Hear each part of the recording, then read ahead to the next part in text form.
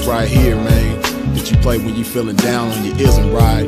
Play this shit right here and resuscitate your pimping and get you right back on your mission, right? For you hoes, this that shit you play when you ain't feeling like super hoe today. Play this shit right here and to spark up your hoeing and get you right back going, you dig? Dig this.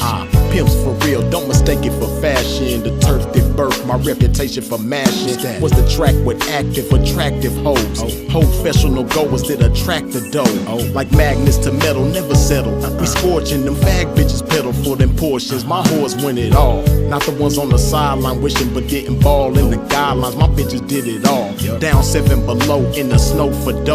Over 120 in the sun for fun. They mash for hours, hooker baths, not showers. Bright and early, down and dirty for the cash and power.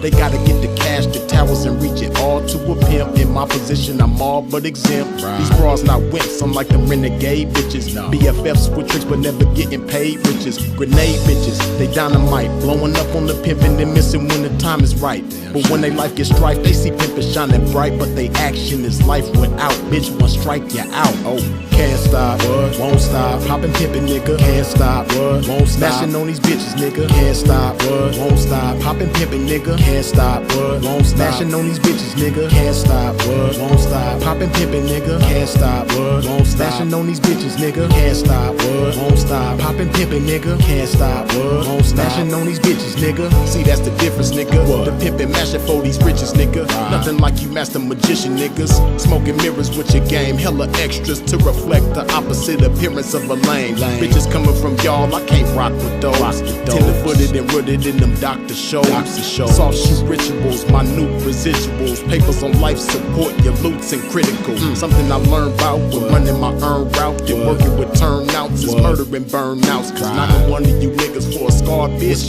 that's knocking one of you niggas for some garbage. I'm heartless regardless, empty with sympathy, but banked up to the max with pimpathy. No remedy for me, I'm like this. My life is vice grip, synced in permanent ink. You can't rewrite this. My blood type is P positive, beautifully deposited with a lot of it. I'm popping this shit, and when I pop it so hard I make a trapping ass bad bitch wanna hoe hard. Can't stop, won't stop. Poppin' pimpin', nigga, can't stop, won't stop. Smashing on these bitches, nigga, can't stop, won't stop. Poppin' pimpin', nigga, can't stop, won't stop. Smashing on these bitches, nigga, can't stop, won't stop. Poppin' pimpin', nigga, can't stop, won't stop. Smashing on these bitches, nigga, can't stop, won't stop. Poppin' pimpin', nigga, can't stop, won't stop. Smashing on these bitches, nigga. Come on, pimpin', man, pop that shit. Show these sucker niggas they can't stop that shit. Let these hookers know if they wanna cop that shit. Treat the bag like it's hot, bitch, and drop that shit. Dig. And to you hoes, if you ever took a loss, bitch, show these bitches how to bounce back like a boss, bitch. Let them know that the best way to floss, bitch, is reach that paper to some pimpin' hoe and toss it. Can't stop, won't stop. Poppin' pimpin', nigga, can't stop, won't stop. Smashing on these bitches, nigga, can't stop, won't stop. Poppin' pimpin', nigga, can't stop, won't stop. Smashing on these bitches, nigga, can't stop, won't stop. Poppin' pimpin', nigga, can't stop, won't stop. Smashing on these bitches, nigga, can't stop, won't stop. Poppin' pimpin', nigga, can't stop, won't stop. Smashing on these bitches, nigga.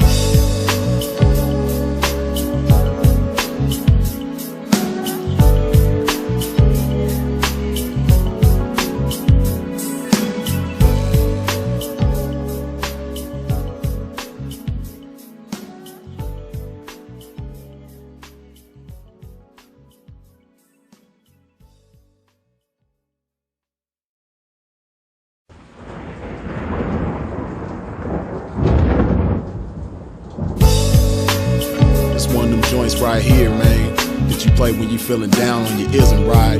Play this shit right here and resuscitate your pimpin' and get you right back on your mission, right? For you hoes, this that shit you play when you ain't feeling like super hoe today. Play this shit right here and to spark up your hoeing and get you right back going, you dig? Dig this. Pimps for real, don't mistake it for fashion. The turf that birthed my reputation for mashing was the track with active, attractive hoes. Professional goers that attract the dough. Like magnets to metal, never settle. We scorching them fag bitches pedal for them portions. My whores win it all. Not the ones on the sideline wishing but didn't ball in the guidelines. My bitches did it all. Down 7 below in the snow for dough. Over 120 in the sun for. Yeah. Welcome to Casa de Freeze once again. While we get ready to get into this game, man, y'all already know the first order of business. When you step into a pimp's domain, wipe your feet off at the door. Hit that like button. Y'all already know to get down, man. Act like you know.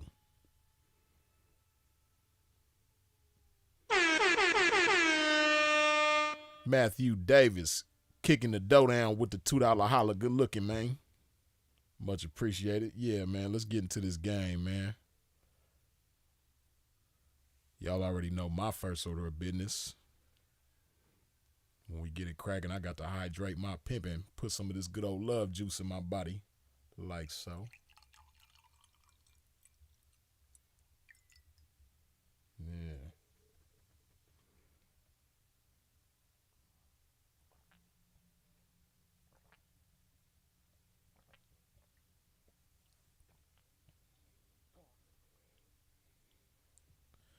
Yeah, it's crazy, man. You know, a lot of it is crazy, but then some of it ain't so crazy. But I trip off of what's going on nowadays, man. There's so many females out there that want the rewards of a 304, but don't want to be a 304. Don't want to be responsible for the rewards of a 304. And some chicks don't even understand that the things that they want are the rewards of a 304. But nonetheless, the things that they want are the rewards of a 304. You dig? It's never, I've never seen so many square women that want the benefits of being a 304 like they do now. You know,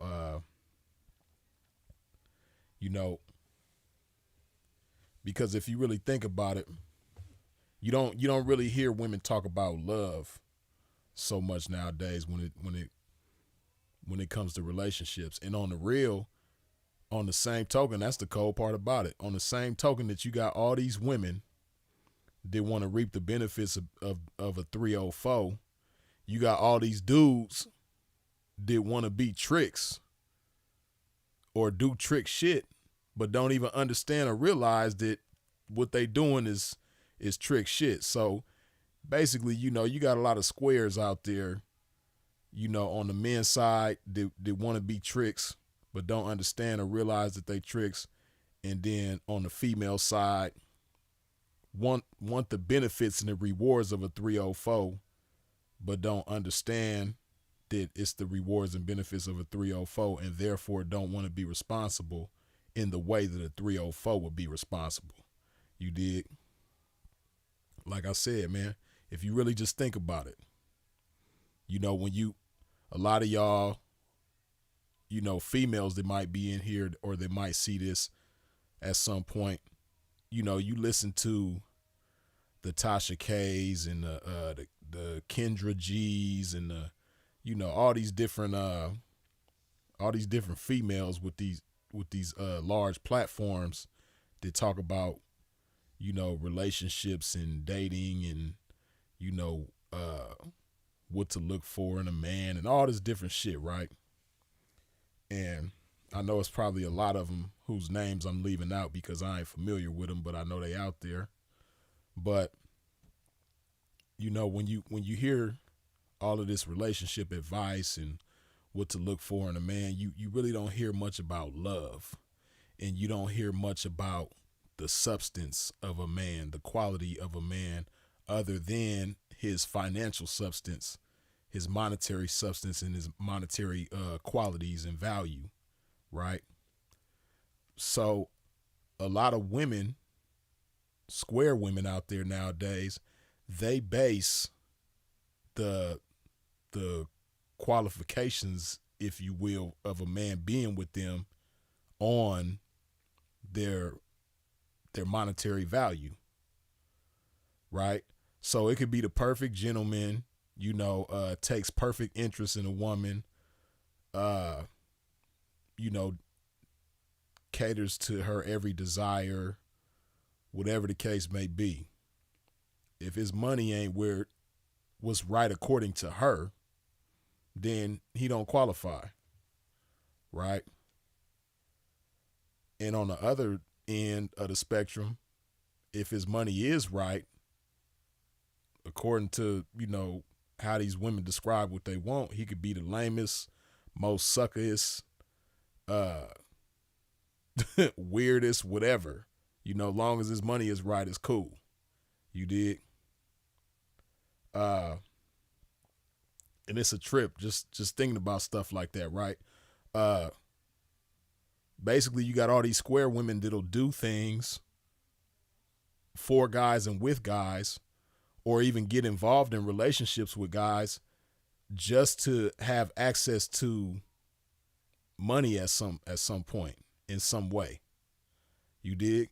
That's just like something that I've been noticing a lot, being talked about a lot, but I haven't really dug off into it to understand fully, what goes on. But I kind of got the gist of it. But I've been hearing a lot about these Dubai trips, man. I know some of y'all is probably more familiar with it than I am, but it's a trip to understand that, right? To understand that these IG models, if you will, women that have large followings on social media and popularity on social media, they take these trips to Dubai and do all kinds of outlandish, outrageous stuff for some money. You did. And I'm pretty sure, I can imagine a lot of them probably get caught up in sticky situations that they gotta, 304 they way up out of. That they gotta suck their way out of, that they gotta lick their way out of, and spread their legs in order to get up out of, and all of that, right? And the cold part about it, the chicks that do that, I guarantee you, every chick who done, or at least the majority of them who done went to Dubai and did that type of shit, if you was to refer to them as a 304 or insinuate anything about them being a 304, they gonna get upset. They gonna cuss you out. How dare you? I'm not a 304, right? But they want the benefits of a 304, right? That's why they do things like that, or different square women that try to get with celebrities or did end up with celebrities, right? Just because they have money, right? And the celebrity, who might not think he's a trick, is only getting with this chick because she's attractive and he's willing to buy his way into her life, right? Now, of course, it's not traditional tricking and 304ing, but it is to a certain extent. It does have a lot of the same dynamics in these relationships that be going on, in these encounters that go on. You dig? So, you have a lot of that going on nowadays, in so many aspects, so many areas, right? And the cold part about it, the ones who wear the title of a 304, the ones who accept the title of a 304, they don't understand, man. Like, it's never been a time like this.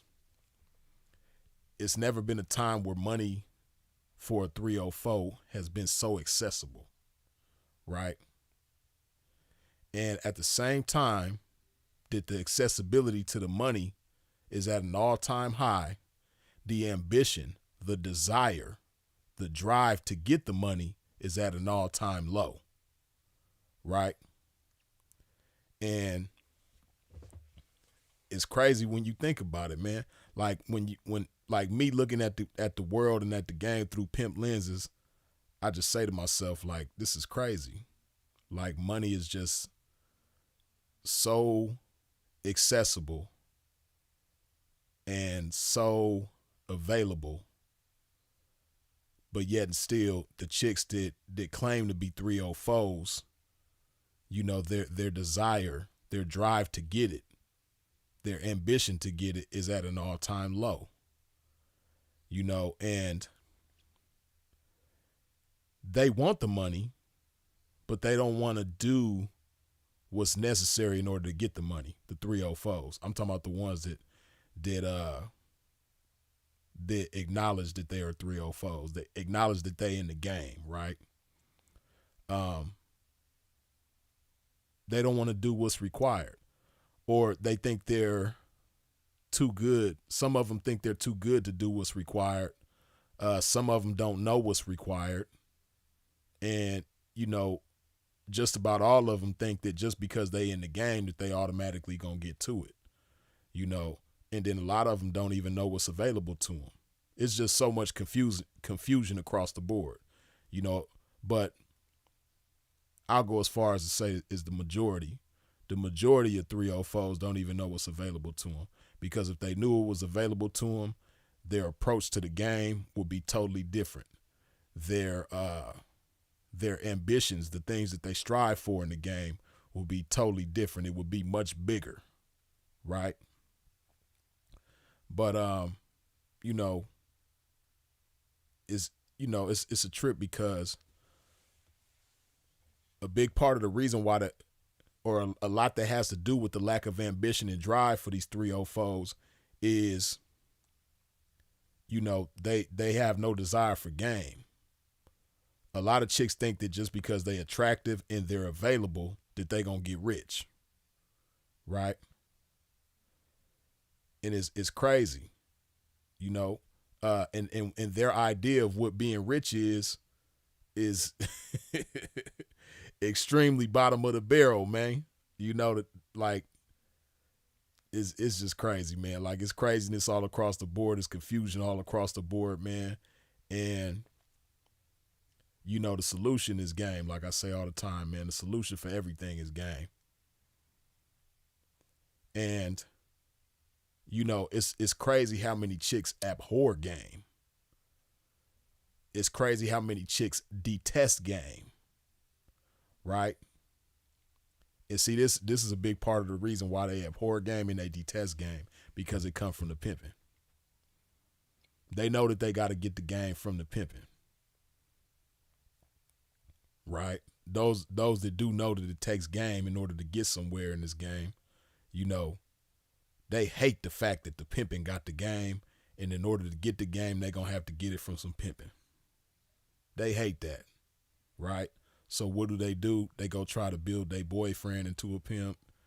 They try to turn one of their regulars into a pimp, you know, somebody who they've been dating and somebody who been paying them, you know what I mean? Somebody who they got a transactional relationship with. They try to turn them into a pimp.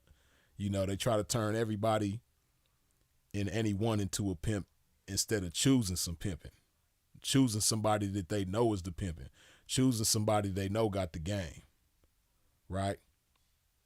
And this is why I say the ambition to get the money is at an all-time low, while the availability to the money is at an all-time high, right? You know, see, this is what a lot of chicks don't understand, right? This, like I say all the time, you know, if chicks understood their strong suits as women and their role as women, and then at the same time understood the strong suits of a man and the role of a man in whatever lifestyle, you know, they would be much happier and they would get much further. They'd make a whole lot more happen, right? See, this is what I mean, right? When we talking about the game, 304's and the pimping, see, one thing 304's are good at, they're good at observing a lot of like small details, right? They're very good at observing small details. A lot of it got to do with the fact that women are just naturally nosy. Women naturally want to stick their nose in a lot of different people's business, right? So when that skill is harnessed and channeled the right way, you know, it can be used when it comes to breaking on a trick, right? Because if a chick got laser focus on a trick and breaks him down and dissects him a certain type of way in order to understand how to best break him, how to best approach him and apply game properly in order to break him, you know, that's when her talents and her skills are being put to the best use, right? So you know, a lot of that has to do with, like I said, women's nature and them being, you know, very good at paying attention to small details, right? That's what women tend to be good at. And when a 304 applies that to her 304ing, you know, she gonna be vicious, right? So men, on the other hand, men are better at paying attention to the big picture and having a vision, right? A vision that considers everybody involved, a vision that's gonna benefit everybody involved, and a vision that you know, entails the whole picture, the big picture, right? See, women have a more difficult time paying attention to the big picture because so many small things get in the way of their view of the big picture, their emotions, how they feel about this little bitty thing over here and that little bitty thing over here and this little bitty thing over here. It's so many little bitty things that's going to take their energy and their attention that it's going to be difficult for them to even adopt a big vision, let alone develop a big vision on their own, right? That's not what they suited for. That's not really their position, right? But for a man, though, you know, that's where men thrive at. Men thrive at having visions, and, you know, visions, like I said, that include everybody, that benefit everybody, and consider the big picture and not only everyone involved, but everything involved and all of what it's going to take in order to bring this vision to life, right? So this is what makes, you know, a man and a woman together just so powerful. Putting those two, you know, individuals together, a man and a woman with these different strong suits that they each have, and bringing that to the table and being interdependent with each other, you know, being better together than they would be individually, right? You know, see, a lot of people talk about like how who needs who more, you know, a 304 don't need no pimp, you know, a pimp ain't nothing without a 304, and, you know, this, that, and the third. And while that may be true, you know, the same is true the other way around too. You know, the 304, and it's not that a pimp ain't nothing or a pimp can't do nothing or have nothing without a 304.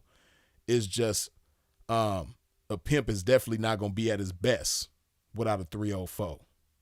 A pimp ain't going to be the best version of himself without a 304 to pimp on. But on the same token, a 304 is not going to be at her best. You know, she doing herself an injustice not having no pimping in her life and being in this lifestyle, right? Because as you can see, there's so many unsuccessful, unhappy, miserable, drug addicted, alcoholic, multiple vice having chicks in the game. And the majority of them don't have no pimping in their life, right? So they living day to day. They not stacking money or doing wise things with the money because that's the pimping's position. It's not their position. You know what I mean? Their position is executing and getting the money, but it's not their position to do wise things with the money. That's the pimping's position. So without the pimping in their life, that's why you have so many chicks. And when I say without the pimping in their life, this includes chicks that say they got some pimping in their life, but he's behaving as a boyfriend, right? It's like, you know, having a poodle and expecting that poodle to do the things that a wolf does. You know what I mean? Like, yeah, I got me a wolf. You know what I mean? Check out my wolf, big old wolfing going on. And you look at her wolf and her wolf is a poodle. Like, hold on, bitch, that ain't no damn wolf. That's a poodle. You do realize that's a poodle, don't you? That's the same way a pimp look at these chicks that say they got a pimp, but he really got the nature and the movements and the actions of a boyfriend, the heart of a boyfriend, the mind of a boyfriend. Zero pimping going on with him, right? So it's a lot of chicks out there that got boyfriends that they try to put in the pimp's position, but that's as good as being by yourself in the game, right? Actually, it's worse than being by yourself in the game because you have a liability that you would probably, be better off without, right? So,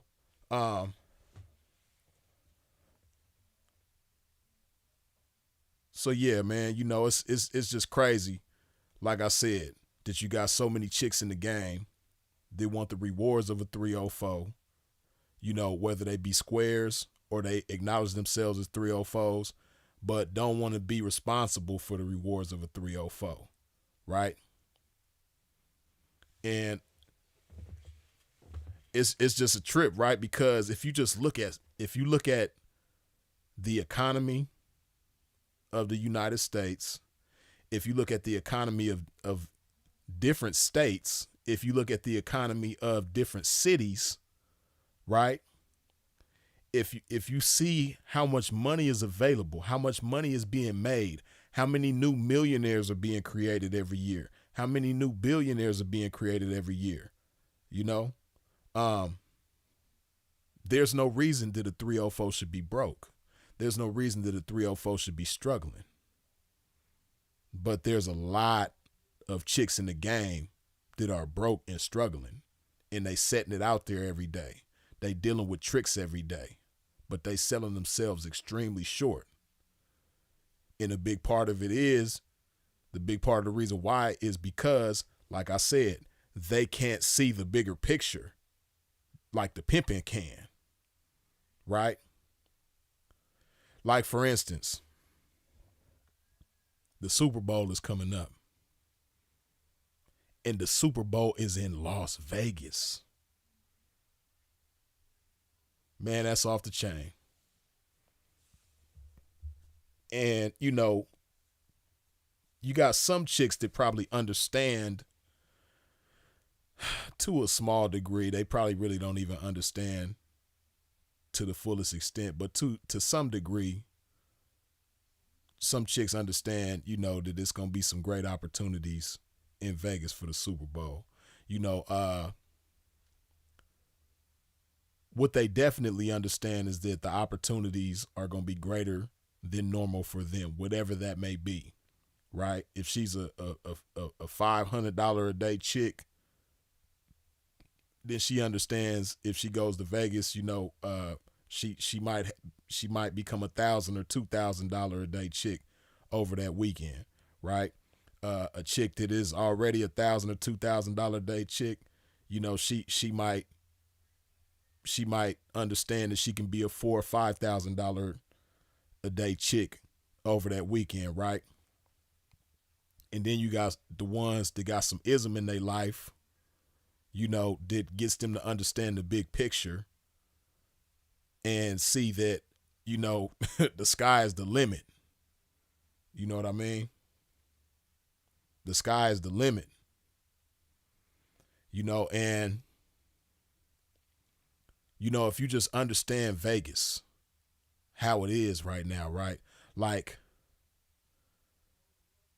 the availability of capital for a 304 in Vegas is greater than it's ever been, right? Like the casinos, like if you think about Vegas now as opposed to 20 years ago, if you compare Vegas 20 years ago to now, right? I believe 304s was getting more money 20 years ago than they are right now as a whole in Vegas, right? If you was to just add up every 304's income combined in Vegas 20 years ago, I think they were, they were thriving more 20 years ago than they are now, right? But if you look at Vegas as a whole, just the city of Vegas 20 years ago versus now, the money, the cash flow in that city is greater than it's ever been right now. You know, not only do they have more premier casinos on the strip and even off the strip, they have more bigger, prestigious casinos than they did 20 years ago. They have an NFL team there now. They have a hockey team there now that they didn't have 20 years ago. They have so many different venues and events and things going on. Like, the money is just greater than it's ever been, right? And see, what I'm breaking down to you is specific to Vegas, but what you got to think about is that every other major city got something similar going on, right? Every other major city has new things there that make that city thrive more than it did once upon a time, right? So the availability, right? Like, they see me troll and say, don't let Vegas get an NBA team. And I believe it's going to eventually happen. You know what I mean? Because if you think about it, right? Like, if you just think about the market of Las Vegas, the market of Las Vegas is bigger than a lot of cities that do currently have NBA teams.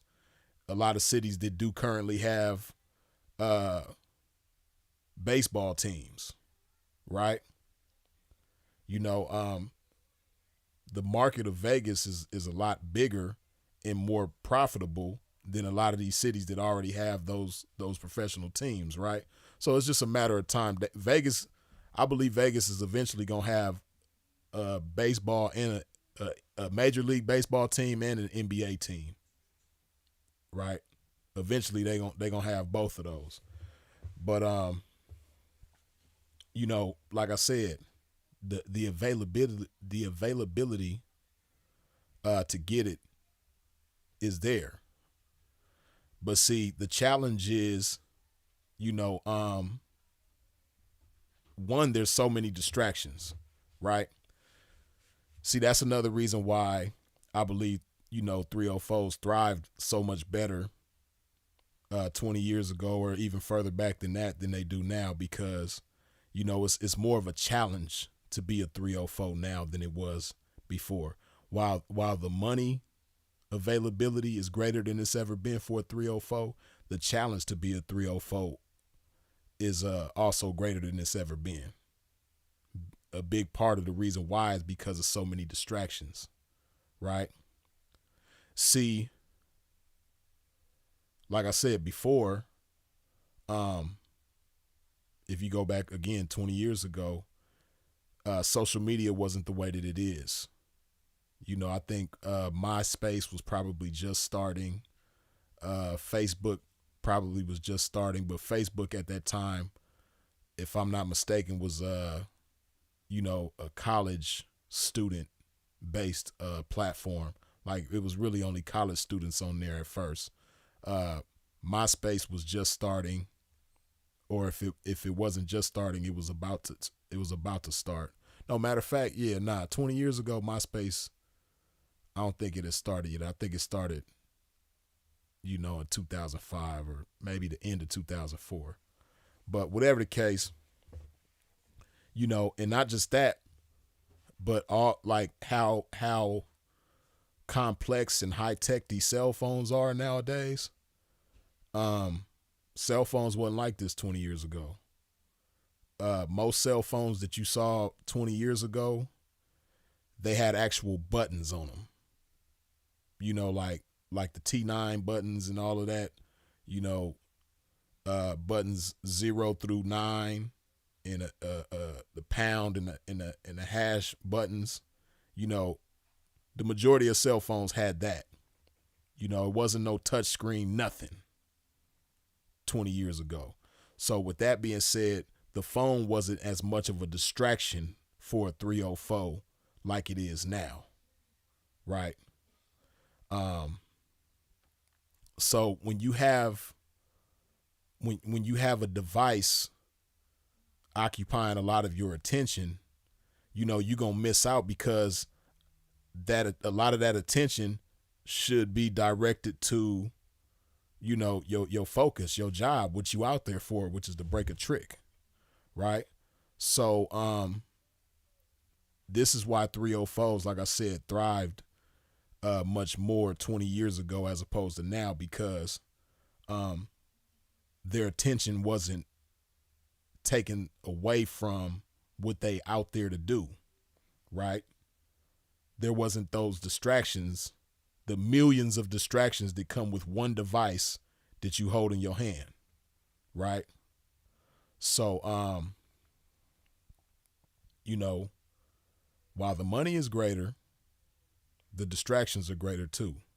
The things that hold you back are greater too, right? And see, another thing that these distractions do, they kill your ambition. They kill a 304's ambition. So not only do they take the attention of a 304 away from potential tricks that they could be breaking on, you know, it kills their ambition to break on the trick, because their ambition is largely focused on attention, right? They like the notifications that they get from those distractions on their phone. Every time you get in a DM, every time you like something, every time you comment on something, every time you follow them, you know, and they get that notification, they got to look at their phone, right? So, that's what their focus is on, you know, getting more and more of that. That's where the ambition is, to get more and more attention, right? And they don't care if the attention is monetized or not. The attention could not at all be monetized, and they're just as fine with it because it makes them feel just as good. See, a smart 304 would be thinking about how she could monetize that attention, but that's a whole nother conversation.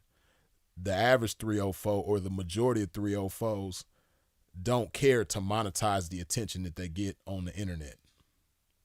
They're just happy that they're getting some attention. It makes them feel warm and fuzzy inside. You did? Makes them feel good. So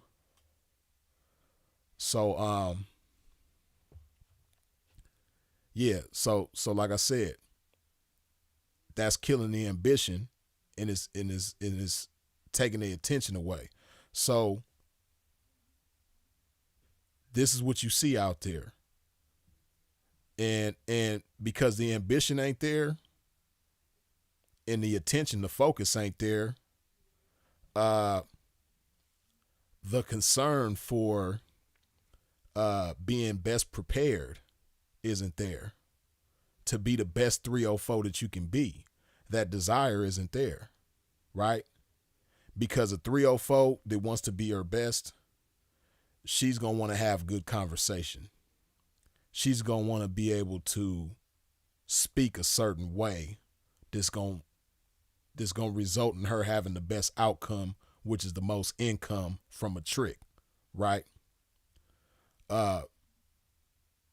In a 304 that really want to get to it, she understands that her conversation is going to make the world a difference. A whole world of difference is going to be made if she talk right. Right? So that, and then her presentation, you know, she's going to be dressed apart. Not some leggings, not some sandals, not a crop top, or, you know, an outfit from Rainbow or nothing like that. No, she's going to want to look her best. She's going to want to look professional. She's going to want to look classy. Just like her conversation, she's speaking one way with her mouth. She's speaking another way with her appearance, right? Like I talked about before, speaking with your appearance. A real 304 that's out there to be the best 304 that she can be, she's going to want to speak a certain way with her appearance, right? She's going to want to look her best. And she knows that she's not going to look her best if she's out there with flip-flops on. See, people don't understand, like, you know, if you really think about it, them flip-flops, man, they not really made to be outside walking around all night in, right? Because what ends up happening, the bottom of your feet get dirty, you know, and chicks don't think about this kind of stuff, you know, when it comes to dealing with certain high caliber tricks, right?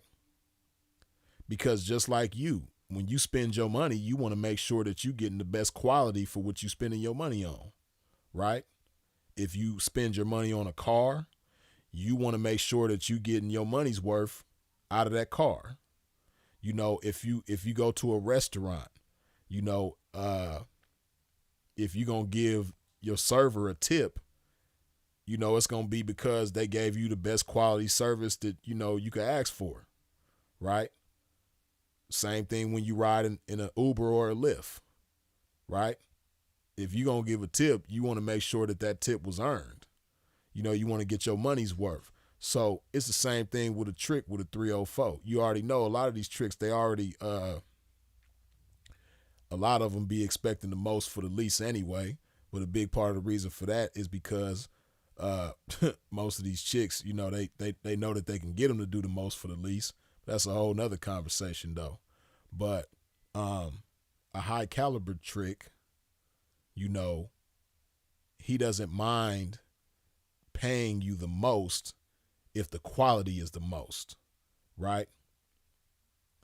See, you know, a lot of 304s put tricks on high pedestals, and they kind of like, you know, praise and worship tricks to a certain extent, not understanding, you know, and to not just to a certain extent, but above themselves.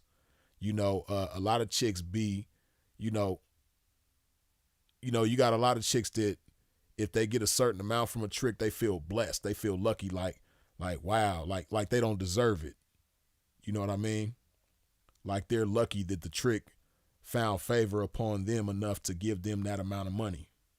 You know, like they thinking they lucky stars that the trick wanted to give them this. But what they don't understand is that whatever the trick got to offer, even if it's millions, there's no such thing as enough. Right? So whatever he gives you, you deserve that shit. If you putting forth the best quality as a 304, right? You know, whatever you get from him, and if it's by hook or by crook, you know, you deserve the shit. Whatever it is, you supposed to have that. But you know, a lot of these chicks, they treat tricks the other way around. You know, like they thinking they lucky stars that this trick, you know, did this for them, right? And you know, like I said, a lot of tricks understand that. But like I said, the high caliber tricks, you know, they ain't got no problem breaking you off if you coming correct. You know, and the money is available. The money is there. You know what I mean? That trick that was making 50,000 last year, your regular that was making 50,000 a year last year, it's a good chance that he making 100,000 this year. You know what I mean? There's so many people whose income is going up. It's crazy. You know what I mean? Amazon is $1 trillion company. The first $1 trillion company. You know? $1 trillion company. Amazon became $1 trillion company, what, like 4 years ago? At least 3 years ago. I want to say 4 years ago, though. $1 trillion company. You know? That shit didn't exist before. In the 2020s, that happened. Before the 2020s, it wasn't no such thing as a $1 trillion company.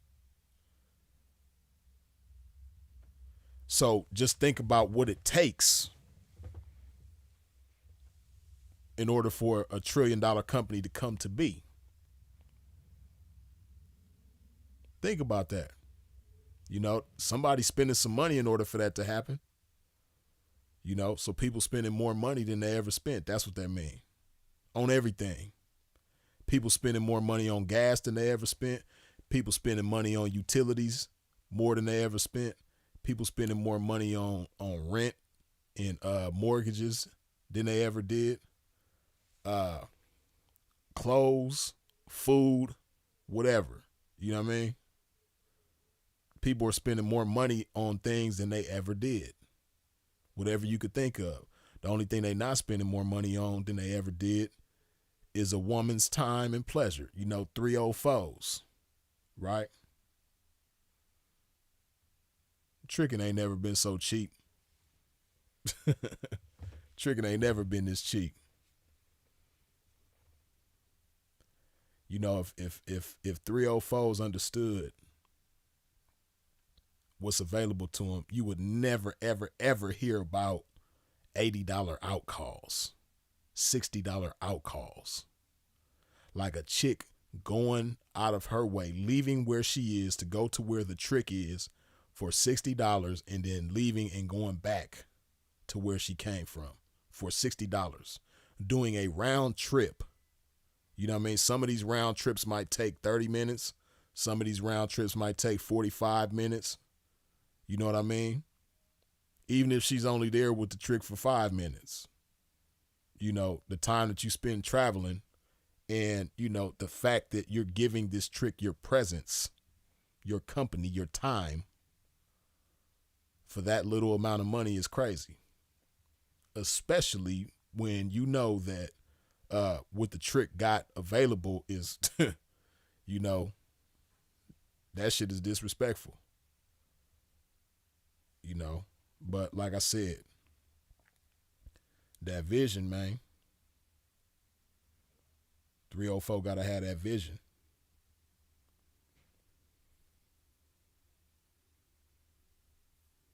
Hold on. Waterson 10, good looking with the $2 holler. The Oakland Athletics said they're moving to Vegas.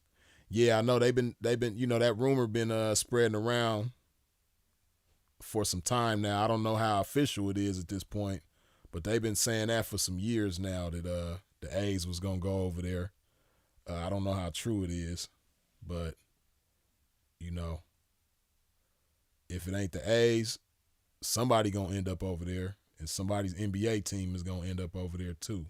Trust and believe. Joe Lynn, good looking with the $5 holler. If it's all about money out here, why do I know so many broke people? Hey, that's a great question. That is a great question. Hey, it's so funny that you say that, right? Because that's the truth. You know, the people who it's all about money for, they just want it to be handed to them. They don't want to put the work in. They don't want to learn how to do it. They don't want to put the work in to do it. You know, the people who it's all about money for, they be the brokest ones. That's a fact. But see, like, let me let you inside the mind of a lot of these chicks in the game that call themselves 304's, right? Who I'm pretty sure if you was to ask them, they would say it's all about the money. Now, these chicks, when they down on the blade, or if they in a casino on a strip somewhere, or wherever they may be, you know, if you go up to them and say something to them, they saying, you got some money for me? You know, like if you ride the blade, You pull up on a 304 supposedly. They're gonna say, you got some money for me? You gonna give me some money? You know? And it's because they feel like they're entitled to the money. Like you're supposed to give them some money. But they're not thinking about what it takes to get the money. They just know that they want some. But they don't want to do anything to get it. That's why they broke. All they thinking about is money, money, money, money. They're not thinking about what it takes to get it. They're not thinking about what they're going to have to do to get it, what they got to learn in order to get it, what type of train of thought it takes to get it. None of that, right? You know, so they talking like this. And another thing about most chicks in the game that's supposed to be 304s, they approach everybody like a trick. They approach everybody like a trick. You know, people that want money, they have guidelines. They have protocol. They don't do just any and everything with any and everybody. And people that want money don't waste their time. Right? But me, a notorious ass pimp, I guarantee you if I ride the blade, there's going to be somebody dumb enough to come up to my car, see me in a suit, see what kind of car I'm in, and say, you want a date? This is somebody who they try to make it seem like it's all about the money, but they don't have a clue on how to get the money. And they're too lazy to not only learn what it takes to get the money, but apply and put the work in that it takes to get the money. Because anybody that's a professional, you know there's a certain protocol. You know that there's certain things that need to take place, things that have to be implemented in order to get some money from somebody. See, if a 304, a professional 304, if she don't understand nothing else, she understands that one thing she has to be good at is getting cooperation out of people, right? A 304, if she don't understand nothing else, she understands that cooperation is key, right? So with that being understood, she knows that, you know, to just go up to somebody and say, you want a date? You gonna give me some money? She understands that she's not ever gonna get cooperation like that. You know, and if she does, it's not gonna be the kind of cooperation that she wants. Right? Because, you know, anybody with any sense understands that when you approach somebody like that, basically what you saying is screw you, screw what your name is, screw what you going through, screw what kind of night you had, screw what kind of day you had, screw everything about you, but give me some money. That ain't gonna never work. But I'm telling you, that's the majority of the females in the game. No matter what avenue of the game they in, and any trick that's in here listening to this shit knows exactly what I'm talking about. You know what I'm saying right now is spot on. Truth upon truth. You know what I mean? So, you know, Jolene, to answer your question, that's why them type of people be broke. Because they want money so bad. It's like being a kid. You know, and I've had to teach my kids about that, you know? And see, these young chicks, they were kids that just expected to be rewarded because they was cute kids. You know what I mean? But I teach my kids, like, if you want something from me, first of all, your grades gonna have to be on point. You know, your rooms is gonna have to be on point. You know, your living quarters. You know, and, you know, you're gonna have to be willing to do some type of work for me. You know, you're gonna have to be willing to do something to earn this money, because I had to earn it. So if you want it, you're gonna have to earn it. And when I was your age, my dad made me earn it. So if you want something from me, you know, just like if when you grow up and you want something from anybody else, you're gonna have to earn that shit. So this is being instilled in them now as kids, right? But a lot of these chicks, one, didn't have that, and then two, you know, are afraid to get with some pimping who's gonna instill that in them, right? They just know they want something though. And, you know, like I said, they were those kind of kids that, you know, they probably had parents or guardians or whoever they grew up around, let them have terrible grades, let them have a messy room, let them be lazy as hell, but still gave them whatever they wanted, you know? So they grow up into monsters who think that they don't have to put no work in, they don't have to be smart, they don't have to have knowledge, they don't have to have skills, but because they're a female and, you know, so many thirsty guys give them attention for free, they supposed to get money just because of that. So, yeah, that's why you got so many broke people who they mindset, you know, it's all about the money.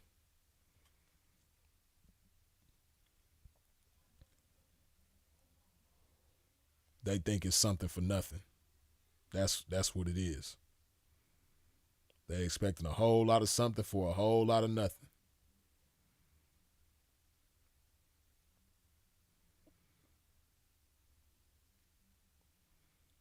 Goldie, I see you was happening with it.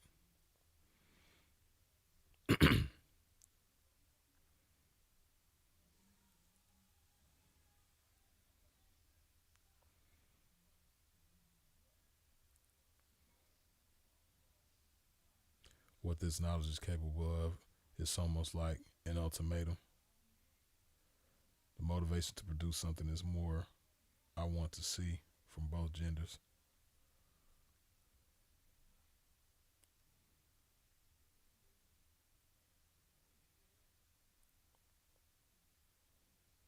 They already going to Vegas, but the A's this year playing in Utah, from what I was told.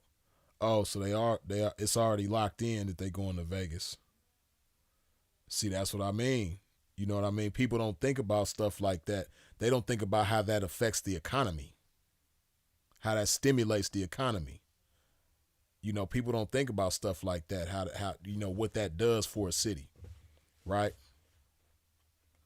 Especially the Oakland A's. You know, they got.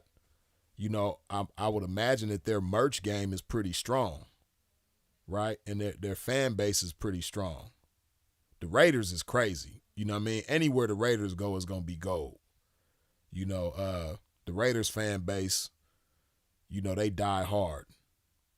And Raiders merch is always gonna be off the chain. Like, people are always gonna be buying Raiders jerseys and Raiders hats and all that type of stuff, and, you know, other kind of Raiders merch.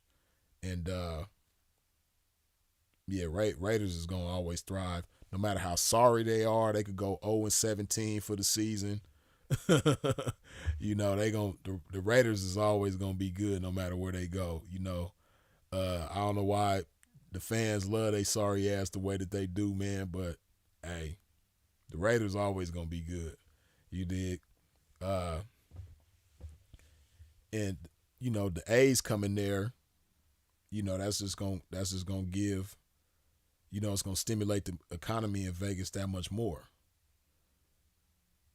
So, you know, man, Vegas is just a melting pot with money, man.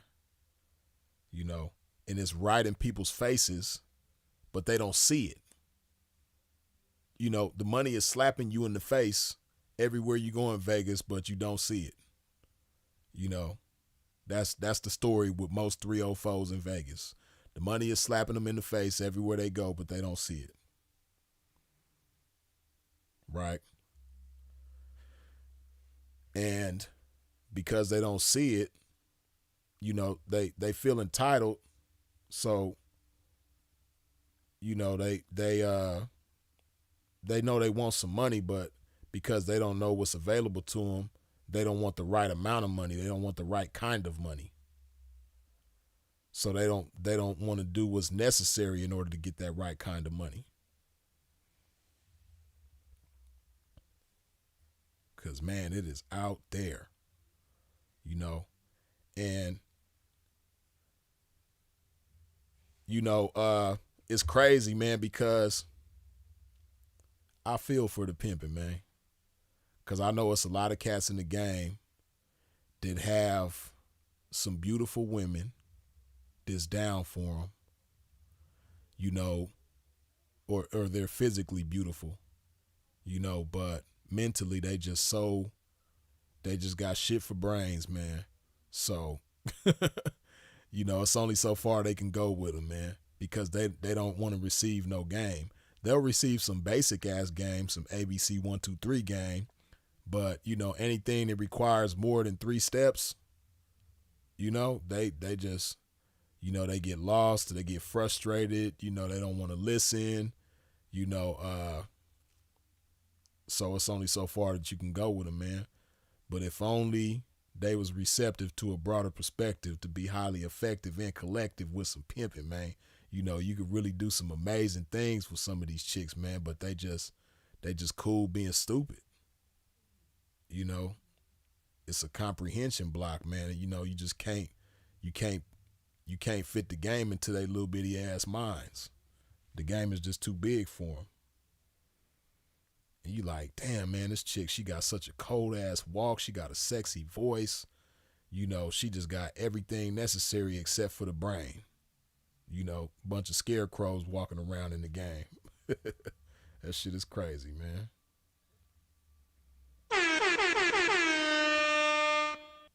Joe Lynn, good looking with the $5 holler. The black and silver combination of the Raiders is the toughest in the NFL. I wouldn't say the toughest, but you know, it is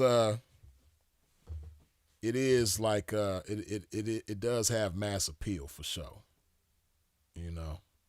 But I will say, you know what I mean, that red and gold, man, that them 49ers got, man, you know, I would say that we, you know, really the coldest in the league that it is, man. And then we at the Super Bowl this year too. We about to smack shit, man. You know what I mean? Yeah. We ain't losing this one, man. We getting to it. Paint Love says Vegas is an international attraction. When people from outside the United States visit there, Vegas is one of the places they want to see. Or visit here, yeah. Vegas is one of the places that they want to see. Yeah, you already know.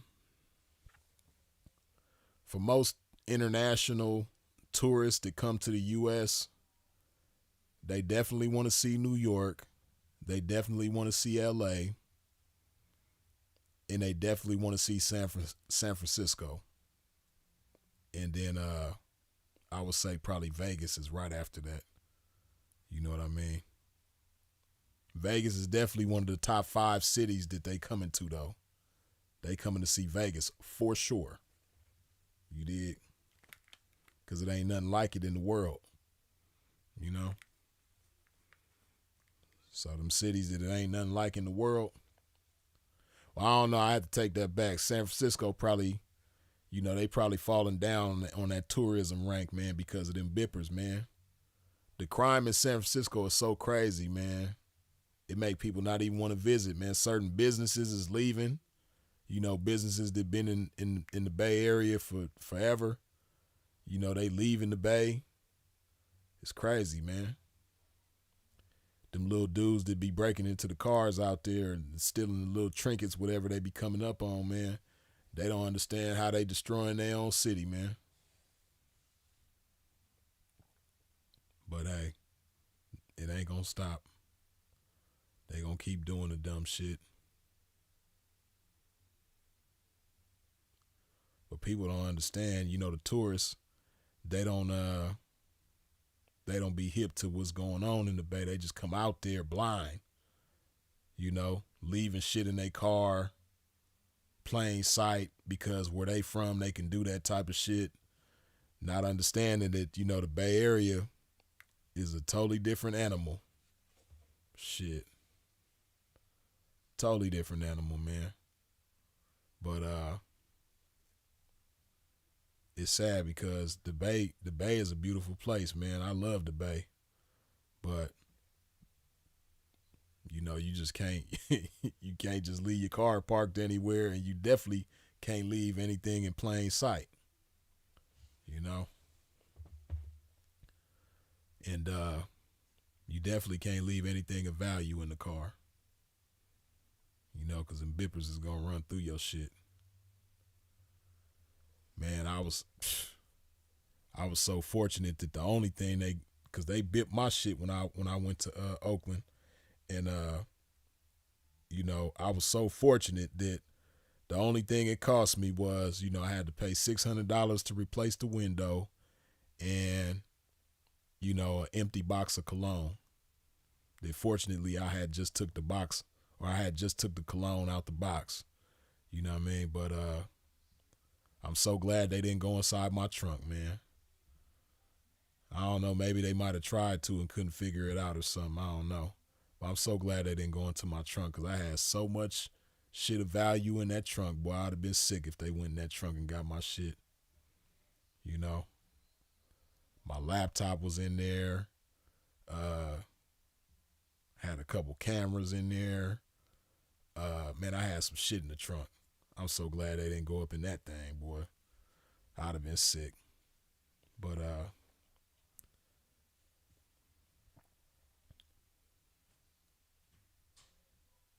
Kaylin Ward said, did you meet your first woman in the Bay? Nah, man, I'm from Southern California, so nah, definitely not.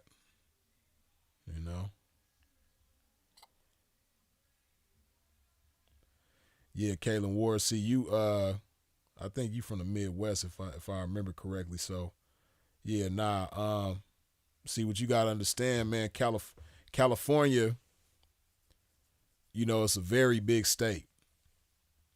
California is the size of, several states in most parts of the country, right? So what you got to understand is, like, the Bay is Northern California. I'm from LA County, which is Southern California, right? And it's like a 5 to 6 hour drive from LA to the Bay. And not just that, but while of course there's similarities because it's still the West Coast and it's still California, culturally we just so different, Northern and Southern California. It might as well be two different states, even though it's all California, it's one state.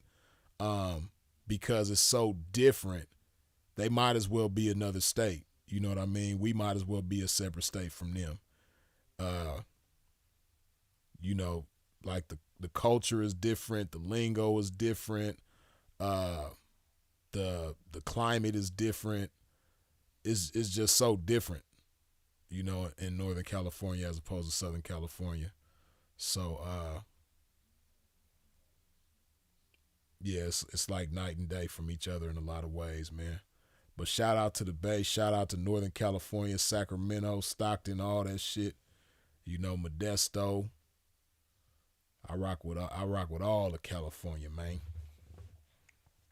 I loves it all. You dig?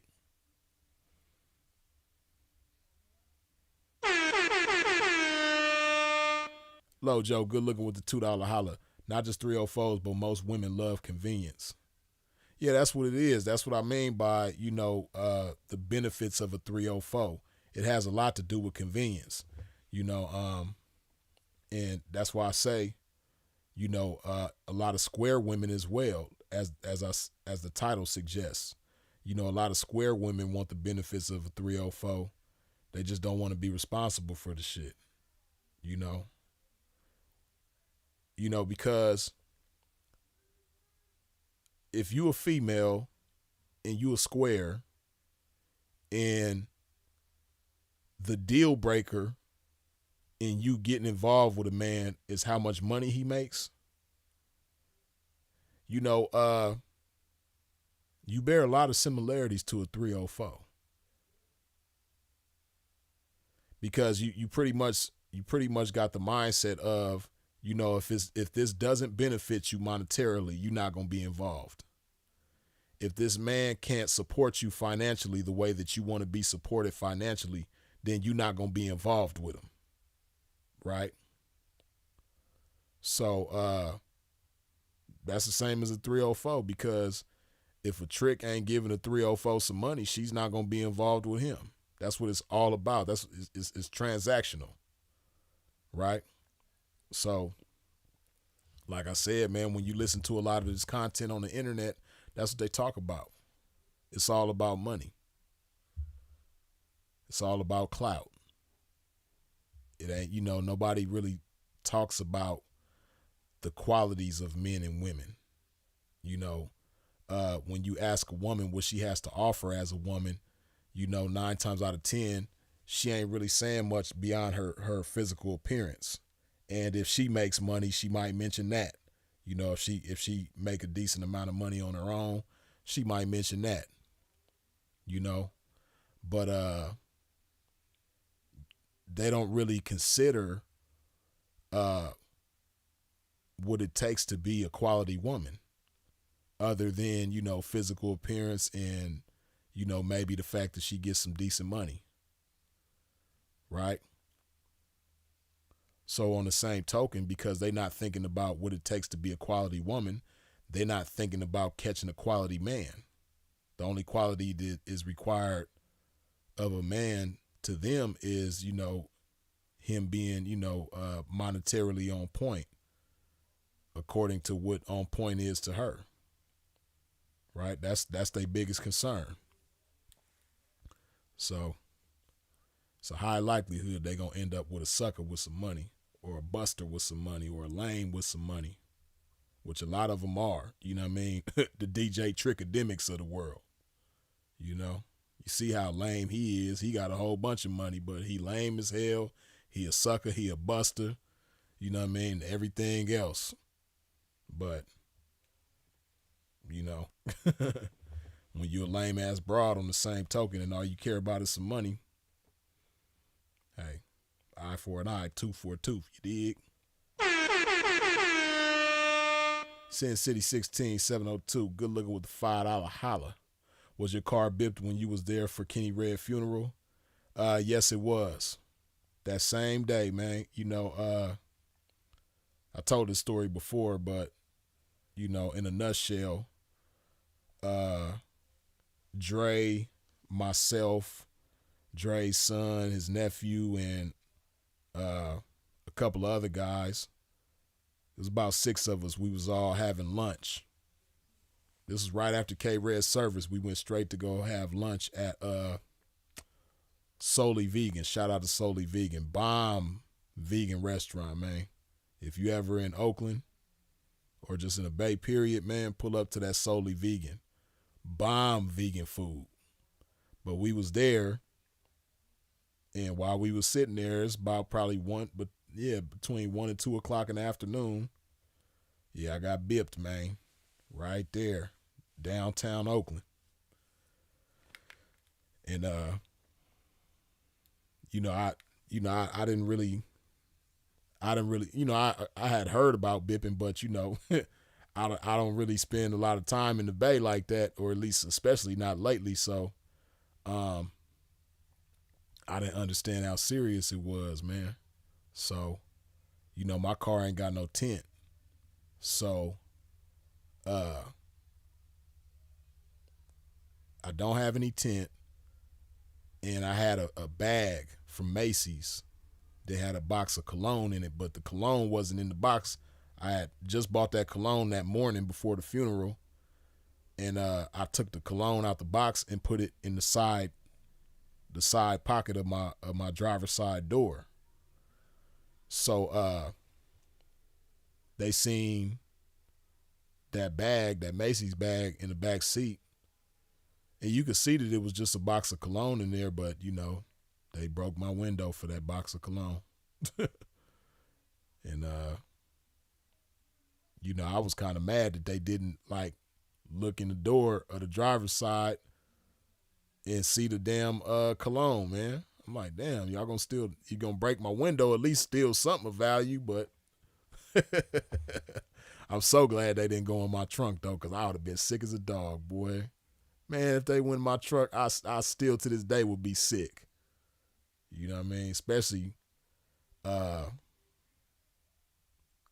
of my laptop, man, and things that I got on my laptop, man, it wouldn't be so easily replaceable, man. I'd have been sick. But now though, because I done been to the Bay after that, now I just leave my windows down. I just make sure I ain't got nothing important in there, and I just leave my windows down. Go on by my business, and yeah, I'm good like that.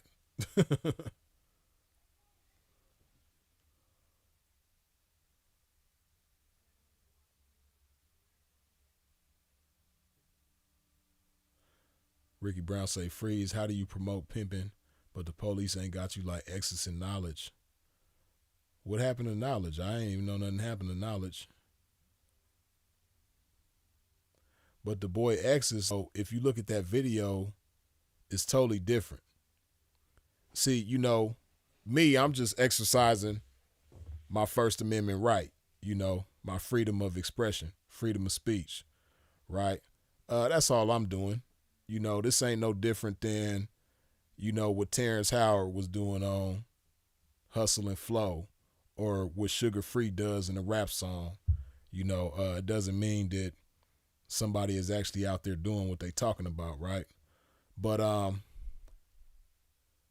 with that being the case, a lot of the shit that these goofballs do on the internet, you know, you ain't gonna catch Freeze doing. You know? So saying something and doing something is two totally different things, right? And I don't necessarily promote pimping. It's just, you know, a lifestyle that I'm very familiar with. So I talk about it a lot. And if you pay attention, you know, I make a lot of references to the game, but, you know, the information is applicable to any lifestyle, you know. So but it, you know, I don't want you to think that I'm promoting pimping. I'm not trying to teach nobody how to be a pimp. Never have tried to teach anybody how to be a pimp. You know, never encouraged anybody to be a pimp. You know, never encouraged anybody to be a 304. Never tried to teach nobody how to be a 304. You know, that's not what this platform is about. That's not what I'm about on the internet. You know, it ain't got nothing to do with that. You dig? But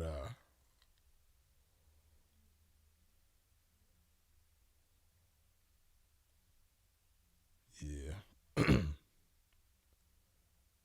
You ain't worried someone gonna steal your car with the windows down? Uh Nah, I don't think so, man. You know, I mean, you know, I didn't have no problem, fortunately. Cause see, I mean, I'm pretty sure cars get stolen in the Bay. Pretty sure. But the bipping is so popular out there. That's what everybody is doing. They just want to go in the car and steal anything of value from the car. They not really trying to steal the car itself in most cases. Like I said, I'm pretty sure cars still get stolen out there, but what's mostly happening is B&E, breaking and entering. You know what I mean? That's the big thing in the Bay. They bipping, you know. They bipping your window.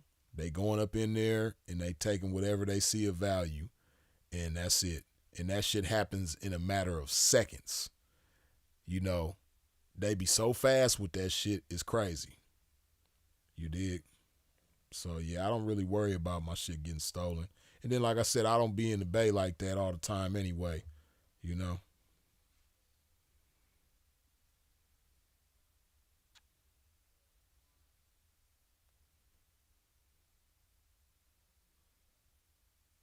They see me trolling and say, I work at White Castle. Yeah, man, you already know. This is just my hobby right here, you know.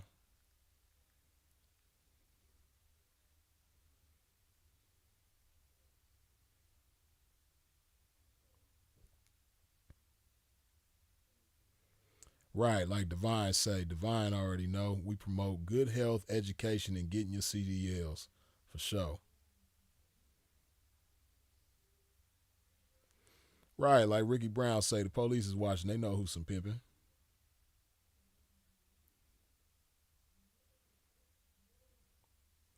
Right, like Paint Love say, a stolen car is only going to get so far, especially new models.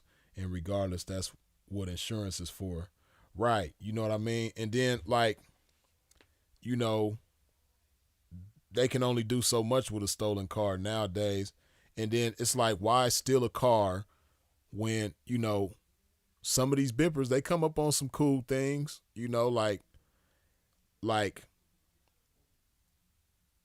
if you steal a car, and then you got to think about it like that too, right? The bipping thing is so big because you know shit, they be so fast with that shit, man. They might be in and out of like 5 cars in less than 10 minutes, like for real. And out of them 5 cars, they might come up with 10, 15, $20,000 worth of shit. Sometimes probably more than that. It all depends on what people got in their car. And people be leaving some valuable shit in their car. So, if you think about it in that sense, like what they can accomplish in a whole day just bipping cars, as opposed to what they can accomplish if they steal a car. You know what I mean? They might joyride for a little minute, have some fun like that, but 9 times out of 10, they not trying to keep the car like that. Uh, they might could take it to a chop shop, but you know they gonna get a lot further just bipping, right? That's at least that's what I would think. You probably have to talk to an actual bipper, to know. And it's crazy because like you got dudes out there that's like proud bippers, like how back in the days you had proud car thieves or proud dope boys, proud hustlers, proud pimps, proud uh, jackers. Now you got proud bippers. They'll let you know, like, yeah, man, I ain't none of that, man. I'm a bipper. They'll let you know. I was like, damn, I was like, man, times sure done changed, boy.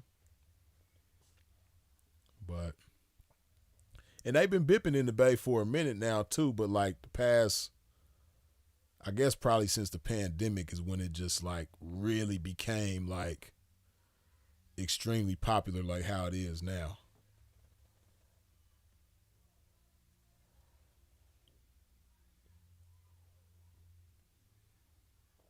Right, like Lee Williams say, yeah, stealing rims used to be a big thing, but I think it died down. Yeah, especially because rims are a lot. Well, in most cases, rims are a lot harder to steal than they used to be. You know what I mean? I think rims used to be easier to steal back in the days as opposed to now. They got them high tech ass locks and shit on them. And I'm pretty sure, if somebody wanted to steal some rims, they still could. But I think it's a lot more of a challenge now than it used to be. Lee Williams say, you vegan freeze? Nah, I'm not vegan, but I'm close to it though.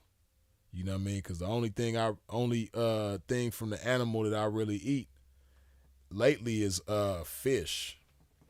I eat salmon a lot and I eat tuna a lot. And man, in the past year, I probably could count on my hands how many times I done had some chicken. I don't even really eat chicken like that no more. So really, yeah, the only thing from the animal that I eat is fish. So I'm very close to a vegan, damn near a pescatarian. But now I gotta have a good source of protein, man. That's why I ain't went all the way vegan yet.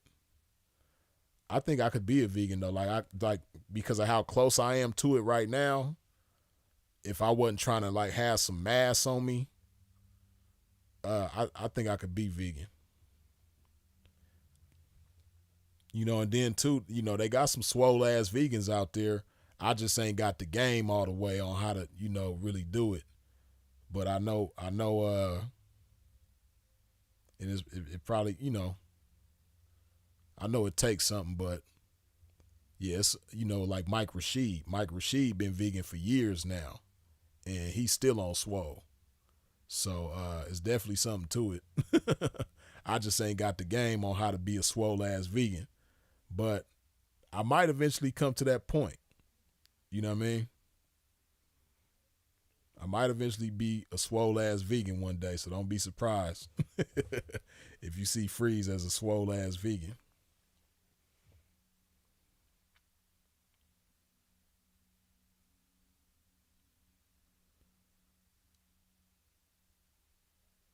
Worldwide say, what was the song Sin used to say he was gonna play?